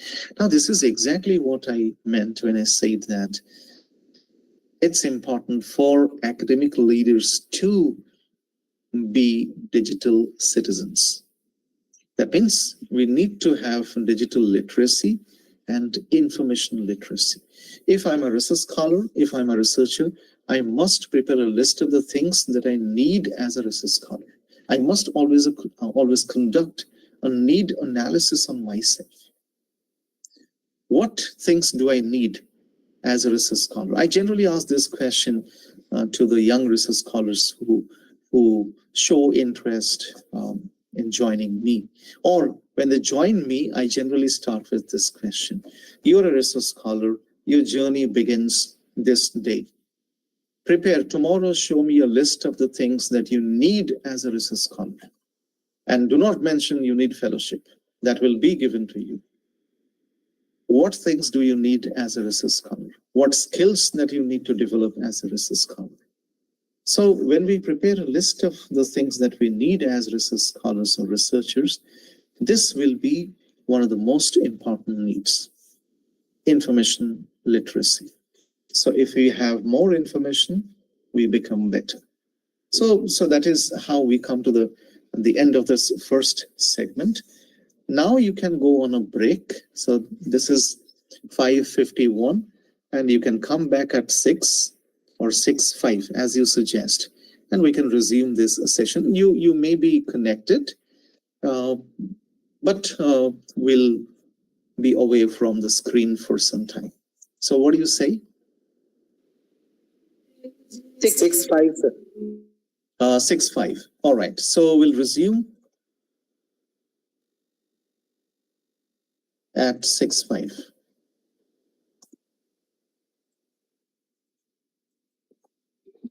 Right? So fine then. Go on a break. We'll come back and continue this discussion. Right. Thank you. Thank you, sir. Yes. Thank you, sir. Yeah. All right. So go on a break.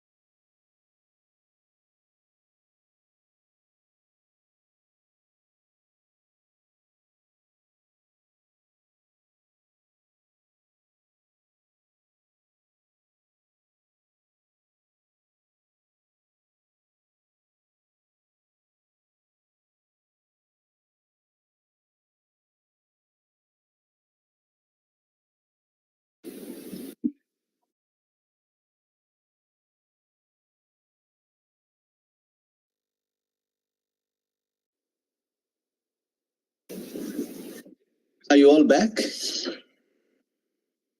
Yes, sir. Yes, sir. Okay, great.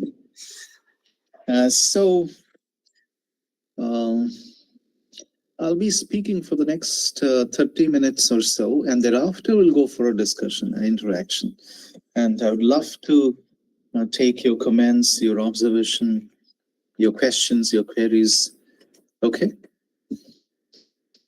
So, fine.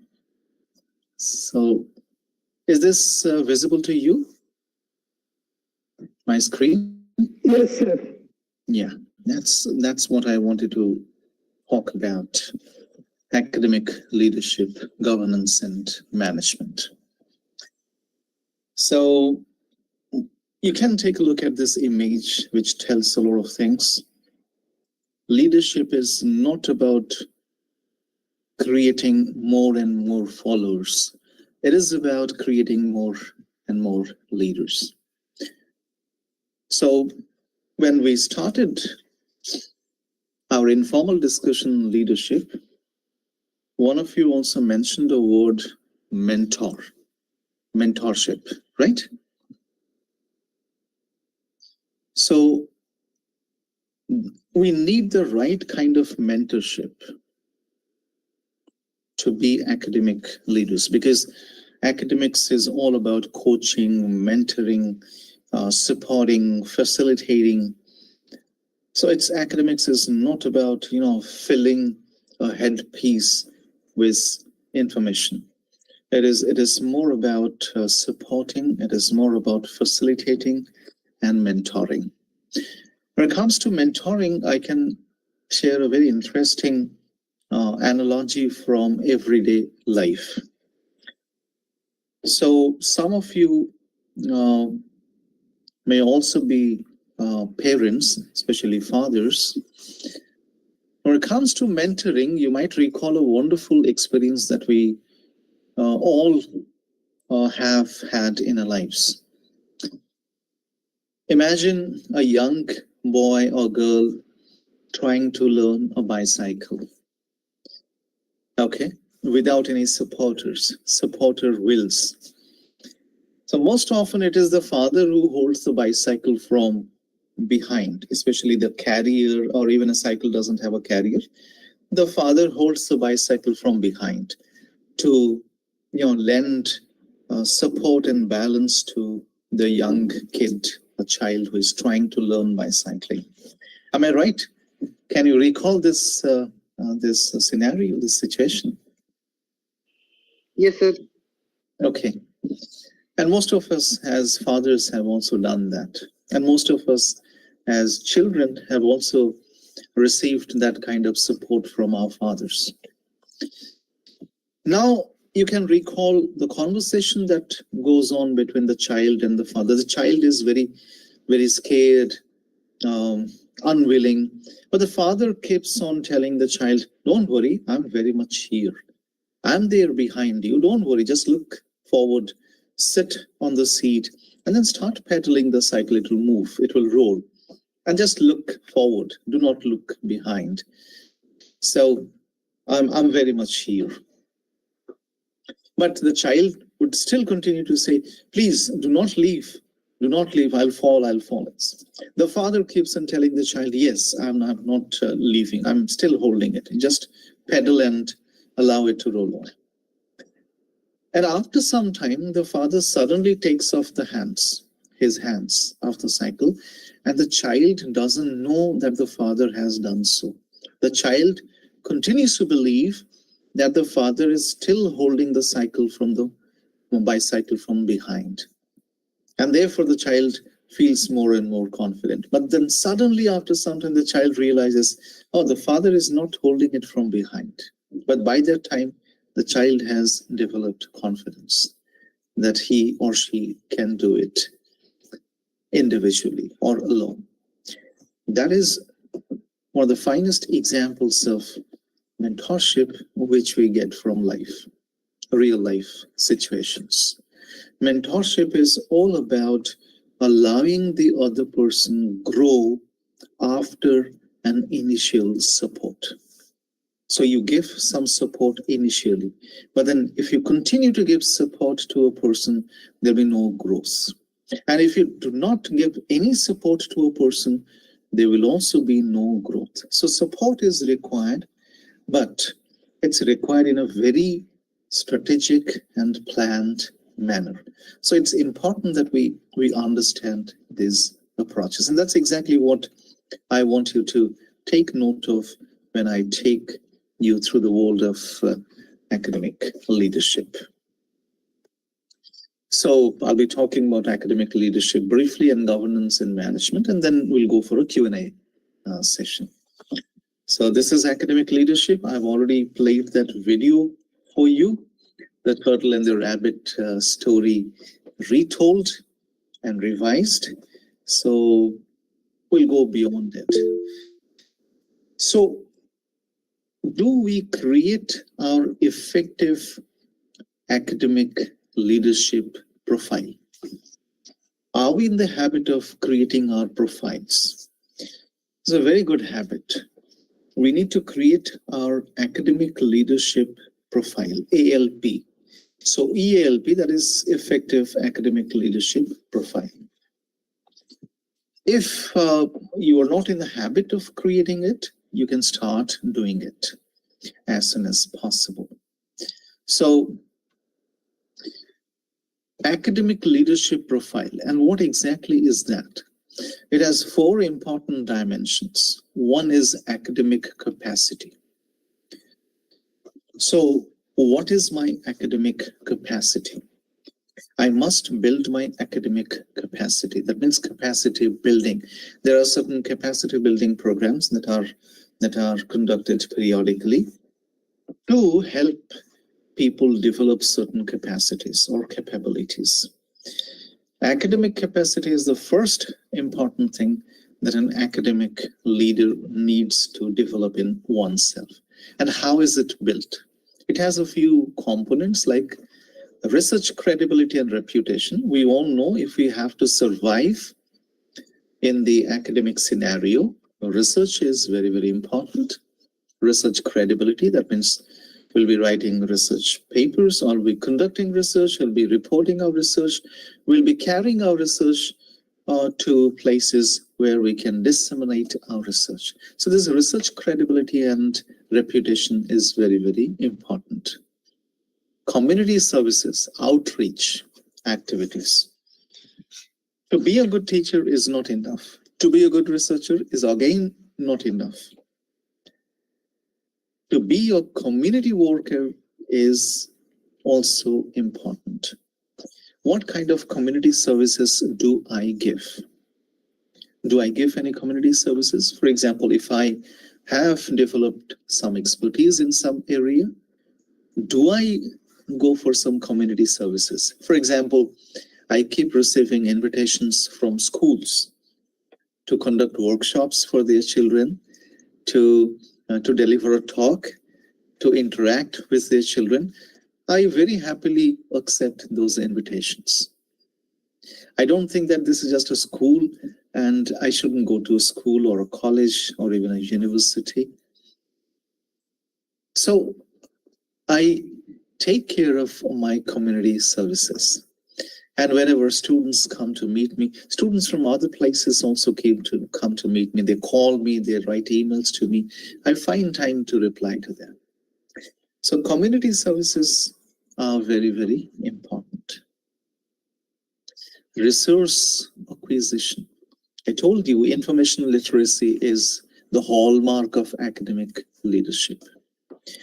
If I discover more and more useful and valuable information, I can disseminate the same among a large number of people. For example, most of you did not know about this turtle and the rabbit story retold.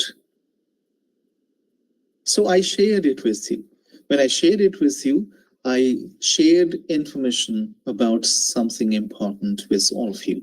And that is how you now know about it, and you can also think of sharing the same with other people. So they will become aware of that particular. So this is how community awareness and group awareness and societal awareness can be developed. And then institutional reputation enhancement. For example, I must do things to not only build the reputation of my institution, I must also do things to enhance its reputation. For example, if another IIT invites me to deliver a talk, I must prepare in a certain manner. I must conduct my session in such an effective manner that they say, okay, IIT BHU Varanasi, people are serious and they have developed that expertise. So through me, my institution's reputation is getting enhanced. So this is academic capacity.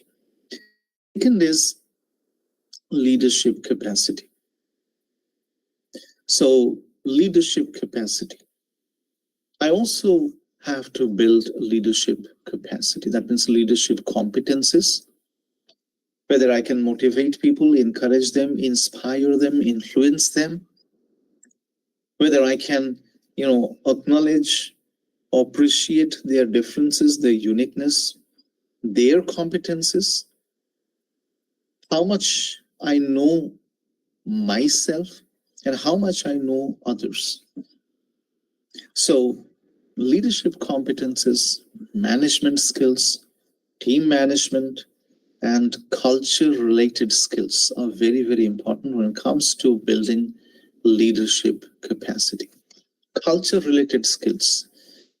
Now we live in a multicultural society where people from multiple cultural backgrounds come and work together.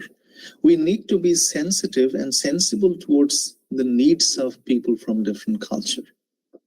We need to be respectful towards their needs. Otherwise, it will not happen. And then leadership styles. My behavior. The way I talked about communication style, there are leadership styles as well. What kind of leadership style do I adopt? Transformational leadership, democratic, laissez-faire leadership. And there are multiple other leadership styles as well, like 360-degree leadership, action leadership, passion leadership, compassion leadership, just leadership. A lot of leadership styles are there. So I need to think of my leadership styles as well, how I lead. And then personal and interpersonal capacities. Influencing, communication. That's why I invited you to take this test so that you can discover your communication style. Conflict resolution, self-regulation, empathizing, commitment, and decisiveness. These are personal and interpersonal capacities. So when we think of all these capacities, that means we are creating our leadership profile, which is very, very important. And leadership profile doesn't get built in one single day. It actually requires some time for you to build your leadership profile, maybe 2 years, 5 years, 10 years, sometimes a little early and sometimes a little late. But then once you begin to build your leadership profile, it will definitely become visible. So that is how we generally build our leadership profile. So personal and interpersonal capacity. So I generally go for this particular thing, SAP. So SAP, there is a UGC SAP as well that says Special Assistance Program. But this SAP is different from the UGC SAP. This is Self-Awareness Program. How well do you know yourself? It's the Self-Awareness Program. Do you conduct SWOT analysis to know your strengths, weaknesses, opportunities, and challenges after every 6 months? If the answer is yes, that's a wonderful thing. If the answer is no, you need to start. Communication style test, we have already conducted, and that tells you whether you have action style, process style, people style, or idea style. And then we come to communication, clear, explaining, Comforting means giving that encouragement, giving that trust, confidence. I just cited the example of the father mentoring the child. So the father speaks in a way, in a manner, so as to give comfort to the child and confidence to the child. And empathic communication. That is showing empathy while communicating. So empathy has three distinct aspects: affective empathy, cognitive empathy, and compassionate empathy. So most often people just end up showing affective empathy, and they don't go beyond it to show cognitive empathy or compassionate empathy. So it's important that we think of this. Yes, one of you very rightly said that motivation is very, very important. But motivation doesn't necessarily mean you'll start to preach. So there is a big difference between preaching and motivating. Motivating is all about mentoring. That means you have to show interest in people, otherwise they'll not feel motivated. Rewarding, sometimes in material forms, that is giving a trophy, giving some cash prize, and sometimes in kind. For example, keep up the good work, great job, carry it on. So rewarding is wonderful because it creates a cycle of success, cycle of performance. And supporting, of course, we need to support people. Delegating is very, very important. I cannot do everything as a single person. It is impossible. However capable, however competent and confident I may be, but it is not possible for me to perform all the tasks all the time. So delegating becomes an important. Delegating doesn't necessarily mean you're weak, therefore you cannot do it, therefore you're delegating it to somebody else. No. Delegating means you trust people. For example, very recently, one of my research scholars successfully defended her thesis, and she went to join a college, a private university, to start a career in teaching. And only a couple of days back when she called me, she told me how confident she feels while teaching her classes, because she didn't experience any anxiety while crossing the threshold, because she was already given opportunities to teach here when she was here. So that exposure, that experience helped her, smoothly walk into the teaching role. So therefore, it is important that we develop delegating skills as well if we have to be good academic leaders. Just can you imagine the principal of a college or the vice chancellor of a university or the director of an institute will do everything, and therefore they delegate responsibilities to deans, associate deans, heads of departments, committee members. So that's the reason why this is a practice. Positivity, there is no alternatives or substitutes. Building strong rapport, showing respect to others, helping and caring.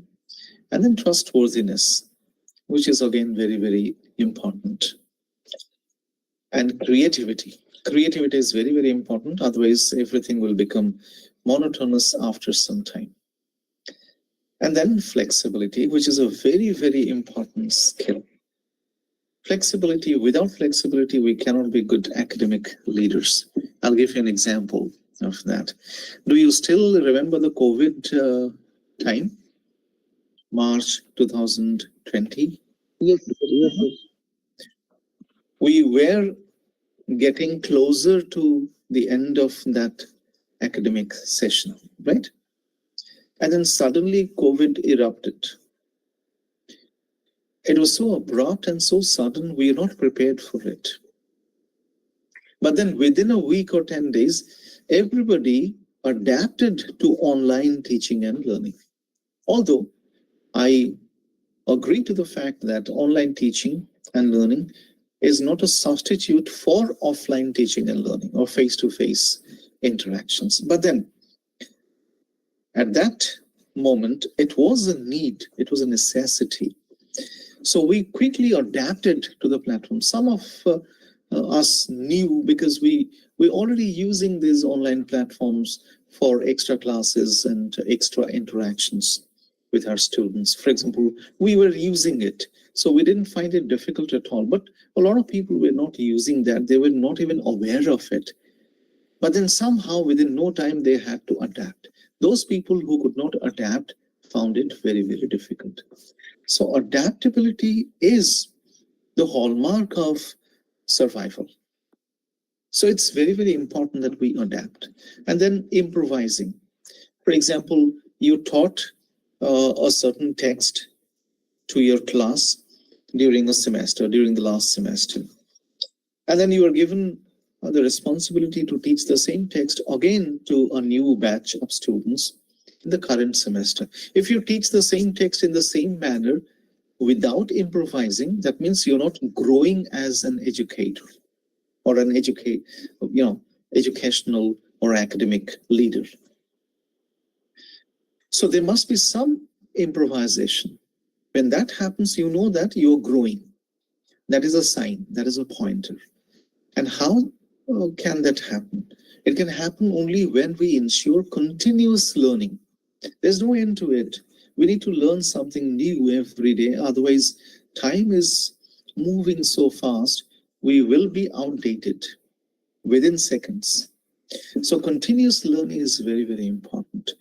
To keep learning, lifelong learning is very, very important. So academic leaders take care of all these things. That means communication, motivation, delegating, trustworthiness, creativity, and flexibility. Otherwise, it will be difficult for us to be academic leaders. What kind of mindset do I have will determine whether I'm an academic leader or not. Do I show a tendency to avoid challenges or a tendency to embrace new experiences? Will determine what kind of mindset I have. If I have a growth mindset, I'll always embrace challenges and new experiences. One example, we might have seen some of our professors carrying the same note every year to the classroom. And most of them used the same notes for more than 20, 25, 30 years. And some of them also use the same notes through the entire career. And every time there is a departmental meeting, there is a board of studies meeting, and a professor, and there's a proposal to introduce new textbooks or new material, new courses, there would be such people who would say, no, there's no need. The curriculum is already doing very well. Where is the need to change? There is absolutely no need to change. So no change is required. These are the people who have a fixed mindset because they don't want to embrace anything new or new challenges or new experiences. So for an academic leader, it is important that we ensure our self-development. Then entrepreneurial mindset. This is the era of entrepreneurship. You know, some of you might be watching Shark Tank India. Do you watch Shark Tank India? Anyone who watches Shark Tank India? No one? Yes, sir. Yes, sir. Yes, sir. Yes, sir. Shark Tank India? Sir, okay. I follow every time. Okay, that's great. Now, the biggest leadership lesson that we can actually derive from watching Shark Tank India is this entrepreneurial mindset. Sometimes you see pitchers who have failed continuously in their life. Okay, I recently saw a pitcher who lost 300 crores. His entire family business was shut. It was unlawfully and taken away by your fraud. Can you imagine 300 crores? When we lose 300 rupees, we do not eat that day. We say, I've lost 300 rupees, 300 crores. And that person was standing there pitching a new project idea, or new business idea. Now that's exactly what we call entrepreneurial mindset. What is the entrepreneurial mindset? Planning for all possible outcomes. Not all outcomes will be success. There will be failures as well. But then, if you have an entrepreneurial mindset, you will spring back. So, those of you who have watched 12th Fail, a recent Bollywood film that is, creating a lot of ripples everywhere. Have you watched 12th Fail? Yes, sir. Okay. There is a word that is very frequently used in 12th Fail. Can you recall that word? Yes, sir. Yes, sir. Yes? Restart. Yes, great. Restart. So what is restart? Restart is an indication of the entrepreneurial mindset. That means if you're writing the UPSC examination, you cannot guarantee that you'll be clearing it this time. That's not important. You may fail, but then how quickly you can restart. So therefore, for example, if I'm writing a research article, there is no guarantee that it will be accepted. It might also be rejected by the editors or the reviewers. Am I prepared for it or not? Or just one rejection, they will say, no, I'm not going to write any research paper in future. 3 of my research papers have been rejected.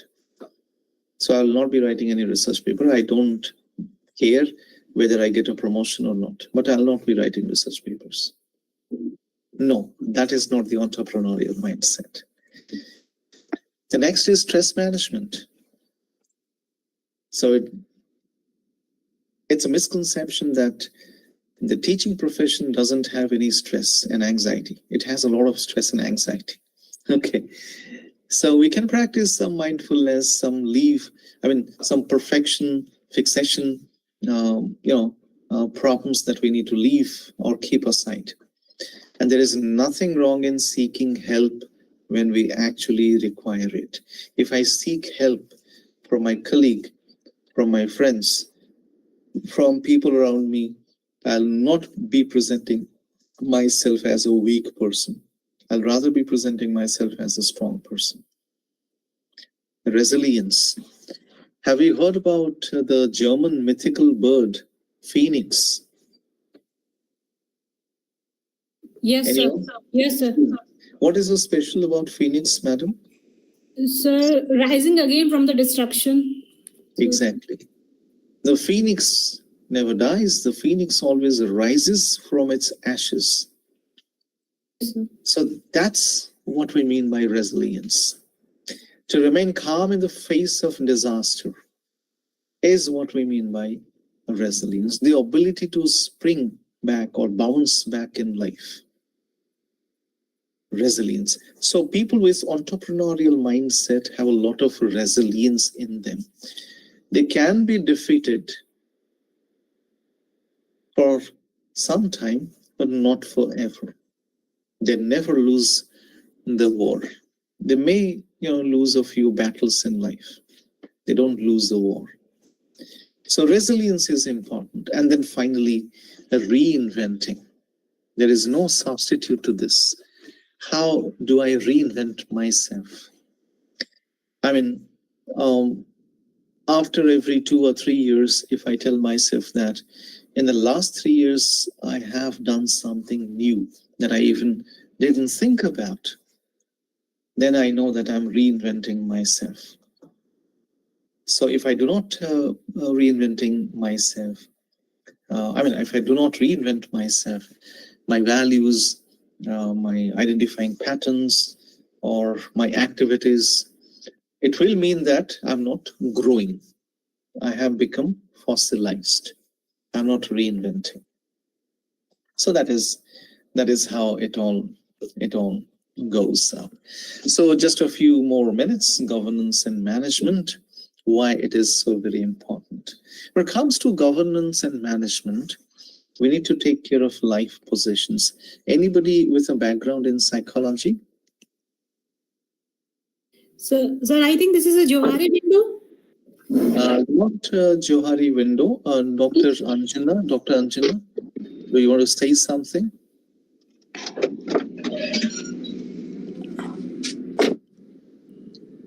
It is not Johari window. It looks like Johari window. It's slightly different. If anybody has a background in psychology, you can easily identify it. But I'm writing that in the chat box. This model is developed. Just a moment. This model is developed on the basis of Eric Berne, psychologist. Eric Berne's transactional analysis. Transactional analysis. Yes, yes. Okay, you are okay. Yes, I'm okay. Are you okay? So that is it. I'm okay. You're okay. I mean, this idea was originally developed by Eric Berne as part of his transactional analysis. And afterwards, a physician, Dr. Thomas Harris, I'm writing that in the chat box. The full name is Thomas Anthony Harris, but very popularly known as Dr. Dr. Thomas Harris. He wrote a book by this title or with this title, I'm okay, you're okay. So Eric Berne has proposed this model, I'm okay, you're okay model, to talk about the different life positions we adopt or we come across in our lives. Yes? Yes. Right. The different life positions, okay? It's very important that academic leaders are aware of these life positions. There are four life positions. As you can see, there are 4 grids. And let's start with this life position. I'm okay, you are not okay. It is generally referred to as the one-up life position. That means I always consider myself to be superior to everyone else. I think I know everything and you and others don't know anything. I generally do not respect them. I do not care about them. So when people develop this life position or find themselves in this life position, they begin to treat others with disrespect. And such people can never be the mentors, because they will always treat themselves as superior and others as inferior. And these are the people, somebody's mic is left open.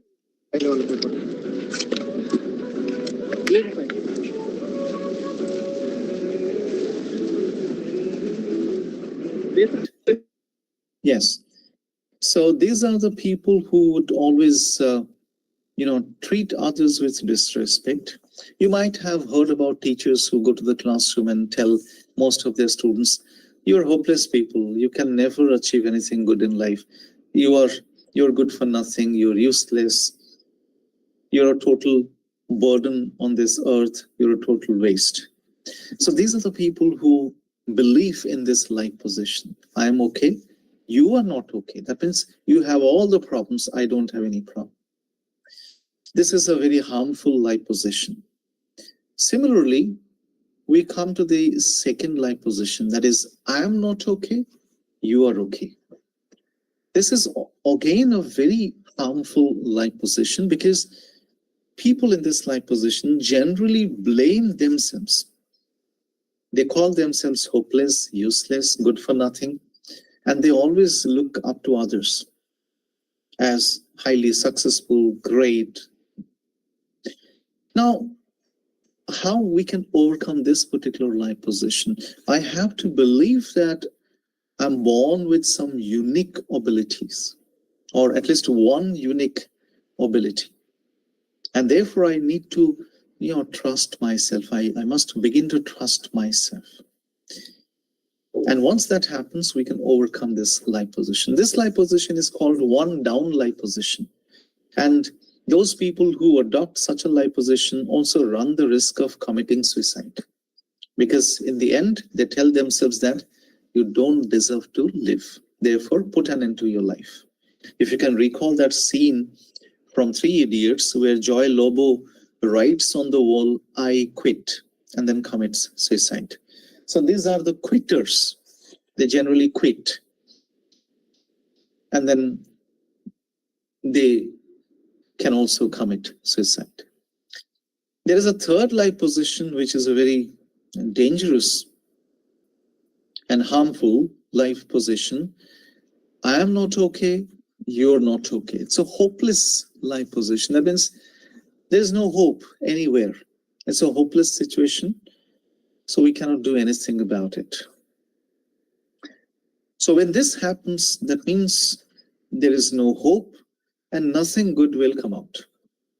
Just imagine a scenario when people said during the British rule that no, there is no hope. The British will never leave India and will never achieve freedom. It's always a good idea to accept that the British will always rule over us and will always be their slaves. Because there was such a hopeless situation. There was a time when there was such a hopeless situation, but there were people who did not say it is not okay. They said it's still okay. We can make it okay. So when we believe in this lie position, I'm not okay, you're not okay, nothing is happening. And then, those with a background in English can always recall this wonderful statement from Waiting for Godot, where there's a statement that nobody comes, nobody goes, nothing happens, it is awful. This is a hopeless situation. So this is a very harmful lie position, because this lie position will lead to disasters. And then we come to the last lie position, which is the best lie position. It's a healthy life position. I'm okay, you're okay. If I think I'm good, I have an expertise, I'm capable, then I must transfer these skills to my beneficiaries, my friends, my colleagues, my students, and people in society, so that I can say I'm okay, you're also okay. So a person who believes in this life position becomes a mentor, becomes a coach, becomes a helper, supporter, and inspirer. People begin to inspire others because they also want to see others grow and do well in life. So when it comes to academic leadership, it is important that we adopt this life position. I'm okay, you're okay. So who would not want the students to do well in life? There is no educator probably. So therefore, it is important that we adopt this life position in order to be good academic leaders. One of you also talked about influencing very rightly. Therefore, I'll be talking about influencing within 5 minutes, and then we'll stop. So, of course, influencing, I'll be showing 3 influencing tactics. The head tactic, that is logical influencing. That means I can influence people by using my intellectual power, my logical reasoning. How do I do that? When I want to influence people logically, I must give them facts, data, figures, statistics. Without giving statistics, arguments, evidence, I can never influence people logically. Imagine a courtroom scenario. It actually requires a lot of evidence. So that is logical reasoning, or the head influencing tactics. There is a heart influencing tactics that says we can influence people, and we do it powerfully as well. by playing on their emotions and feelings, by appealing to their, their emotions and feelings. So this requires ideals, beliefs, inspiration, enthusiasm, encouragement, motivation. I'm reminded of a wonderful speech delivered by Martin Luther King Jr. And how he actually wanted to give the Black Americans, how he wanted to inspire the Black Americans to fight for their rights. Now, this speech is available on YouTube and you can watch it. It's a hair-raising experience when you watch this speech. The title of the speech is I Have a Dream. Now, the question is, which is implied, is do you also have a dream? That's the question. So he's actually playing on the emotions and feelings of millions of Black Americans. I have a dream. Do you have a dream? So this is how he was trying to inspire an entire generation, an entire race, in fact. And then we come to the hands skills.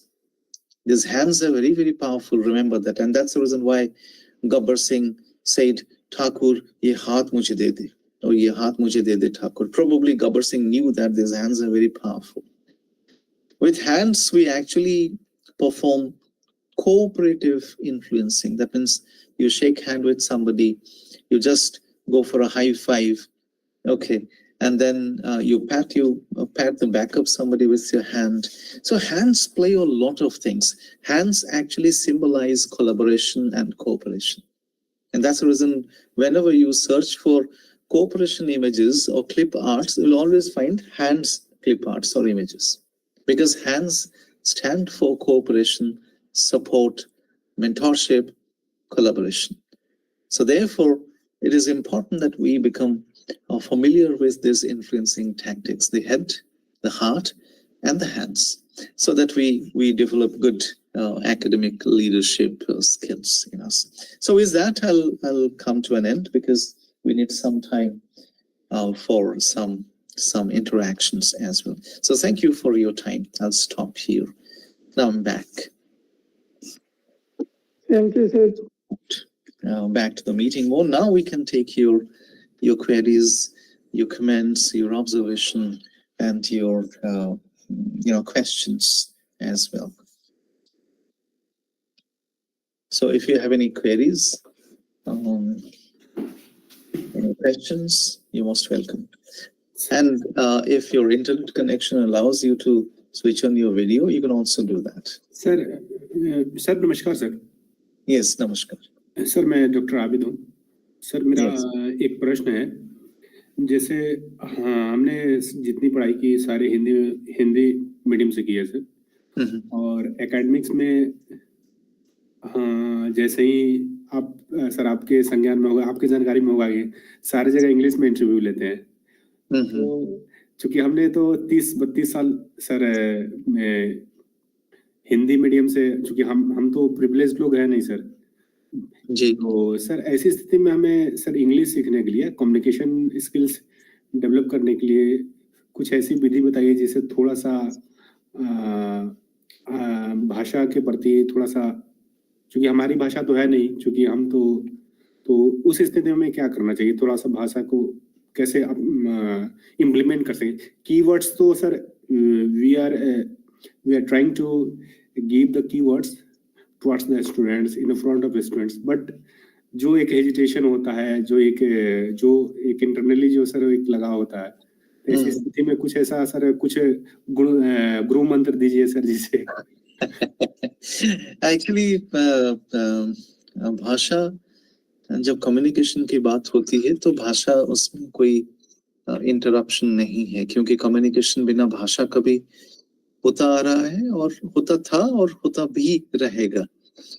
भाषा जो है communication को आसान बनाता है अनएम्बिग्यूअस हम जिसको कहते हैं कि और आसान तरीके से हम समझ सकते हैं जब भाषा की बात आती है तो इंग्लिश और अब जब भाषा की बात होती है तो सारी भाषा जो है वो सारे भाषा इम्पोर्टेंट होते हैं ऐसा नहीं कि कोई एक भाषा ज्यादा इम्पोर्टेंट है और भाषा जो है कम इम्पोर्टेंट है। सारे भाषा जो है वो इम्पोर्टेंट होते हैं, बहुत ही इम्पोर्टेंट होते हैं।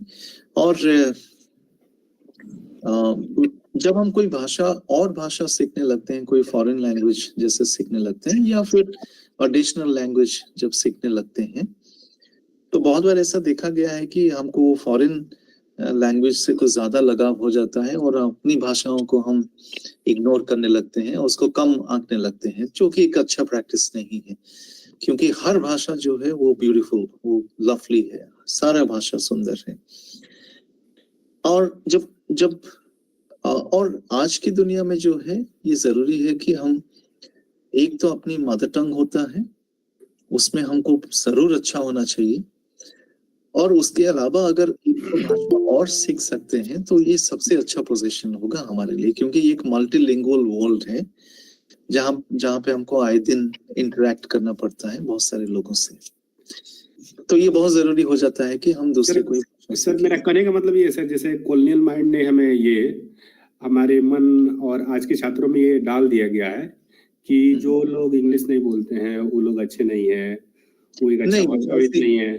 कोई बात नहीं, ऐसा हो सकता है, कुछ लोगों को लगता हो ऐसा, तो लेकिन ठीक है, कुछ लोगों को लगे तो उससे दुनिया जो है ना बदल जाती है और ना उसी के हिसाब से चलती है। तो कुछ लोगों को लगता हो, और बहुत साल तक बहुत सारे लोगों को ये भी लगा था कि अगर आपको इंग्लिश नहीं आता है तो आप जो है कम है या वीक है, आप काबिल नहीं है। ऐसी कोई बात नहीं है, और ये धीरे धीरे बहुत तेजी से चेंज भी हो रहा है। आप देखिए बहुत सारे जो इम्पोर्टेंट एग्जामिनेशन है इंडिया में, इंटरव्यूज है, वो हिंदी में भी कंडक्ट किए जाते हैं। यूपीएससी से लेके बहुत सारे ऐसे एग्जाम्स हैं जो, हाँ, लेकिन जब भाषा की बात आती है तो ये जरूर होता है कि हम किसी न किसी और भाषा को सीखने की कोशिश करें। इंग्लिश सीखने की बात जहाँ तक है आपकी, तो उसमें बहुत सारे तरीका है। आप जो है आजकल तो there was a time when people would advise reading newspapers की, थोड़ा सा न्यूज़पेपर पढ़िए, कुछ मैगजीन्स पढ़िए इंग्लिश में, तो आपको समझ में आएगा। आजकल तो इतने सारे वीडियोस हैं, विजुअल्स हैं, इसमें कोई भी एक वीडियो प्ले कर सकते हैं। और सबसे अच्छा ये होगा कि आप अपनी सब्जेक्ट से रिलेटेड कोई वीडियो प्ले करिए, आप सब्जेक्ट के बारे में भी इंफॉर्मेशन अक्वायर कर रहे हैं, प्लस आप अगर नीचे सबटाइटल्स को ऑन कर देंगे तो इंग्लिश में आपको जो है शो भी कर रहा है कि किस चीज को कैसे कहा जा रहा है। तो ये इस तरीके से आप जो है उसको अडॉप्ट कर सकते हैं धीरे धीरे देख के कुछ सारी चीजों को। तो ये एक it's a prolonged process, it won't happen overnight. मतलब मुझे पहले से ही ये तय करना पड़ेगा कि मुझे स्विमिंग अगर सीखना है तो डे 1 में मैं स्विमिंग करना नहीं सीख जाऊंगा। I need at least a week, 10 days, 30 days, even 3 months or 6 months to be good at swimming. तो ठीक उसी तरीके से जो है, you first get into water. एक हेजिटेशन जब तक रहेगा, पानी में नहीं उतरेंगे तो स्विमिंग नहीं सीख पाएंगे, ना कोई लैंग्वेज डेवलप कर पाएंगे। So it is important. So इससे आप ये कर सकते हैं उस चीज। ठीक है, थैंक यू सर। एक और there is a raised hand, NAC B&M College. Please go ahead. Sir. Yeah. Sir, does a authoritative administrator promote academic leadership in Indian perspective? That's a very tricky question to answer, because when it comes to leadership doesn't play on administration. It doesn't rest or depend on authoritative administration. But then when it comes to administration, some kind of authority is also required, and some kind of display of authority is also required. Because authority ka the meaning of authority is not or the purpose of authority should not be to demotivate people, to create trouble for people, to create barriers or hurdles for people. But having said that, I also agree to the fact that there are a lot of people who try to be authoritative. A lot of people means a lot of administrators who try to be authoritative. But then when we think of academic leadership, we do not actually require a position to be academic leaders.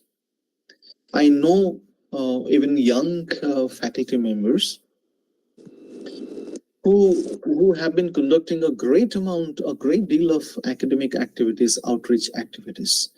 Some of them have also taken to YouTube, and some of them have also created their own website where they have posted their lectures, their talks, so that they can share. So leadership is all about creating an empowered ecosystem.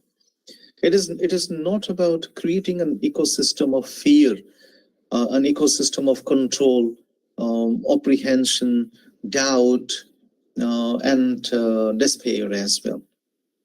So therefore, it is important that we strive to create that ecosystem of growth, ecosystem of personal development.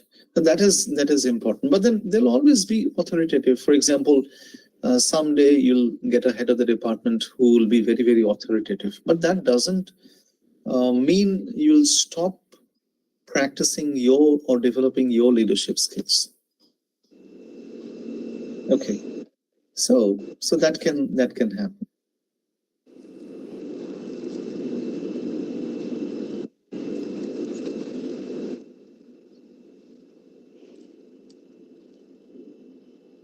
Any other queries or questions?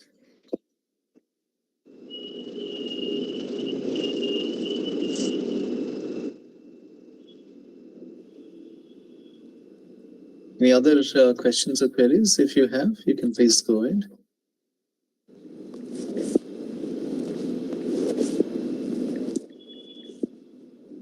All right. So if we do not have any further questions, queries, or comments, if you also have comments and observations to make, you're most welcome.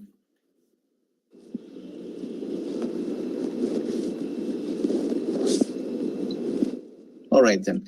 So fine. Thank you everyone for being there, for being such a wonderful audience, not just audience, for wonderful participants as well, because I try to make it as interactive as possible, considering the online platform, which puts lots of hindrances on our way when it comes to making it interactive. So thank you for being there. Thank you for participating, coming forward with your comments, observations, queries, and questions. On behalf of Indian Institute of Technology, BHU, Varanasi, and TLC, the Teaching Learning Center, and Malaviya Mission Teachers Training Center as well. I thank you all for being there. And I also wish you all the best in life. Keep learning, keep growing, and keep doing well in life. So thank you very much for being there. Thank you, sir. Yeah, thank you very much. Thank you, sir. Thank you. Thank you, sir. So now we are ending this session. Thank you very much, all of you. Okay, Thank you. thank you. Good night. Thank you, sir.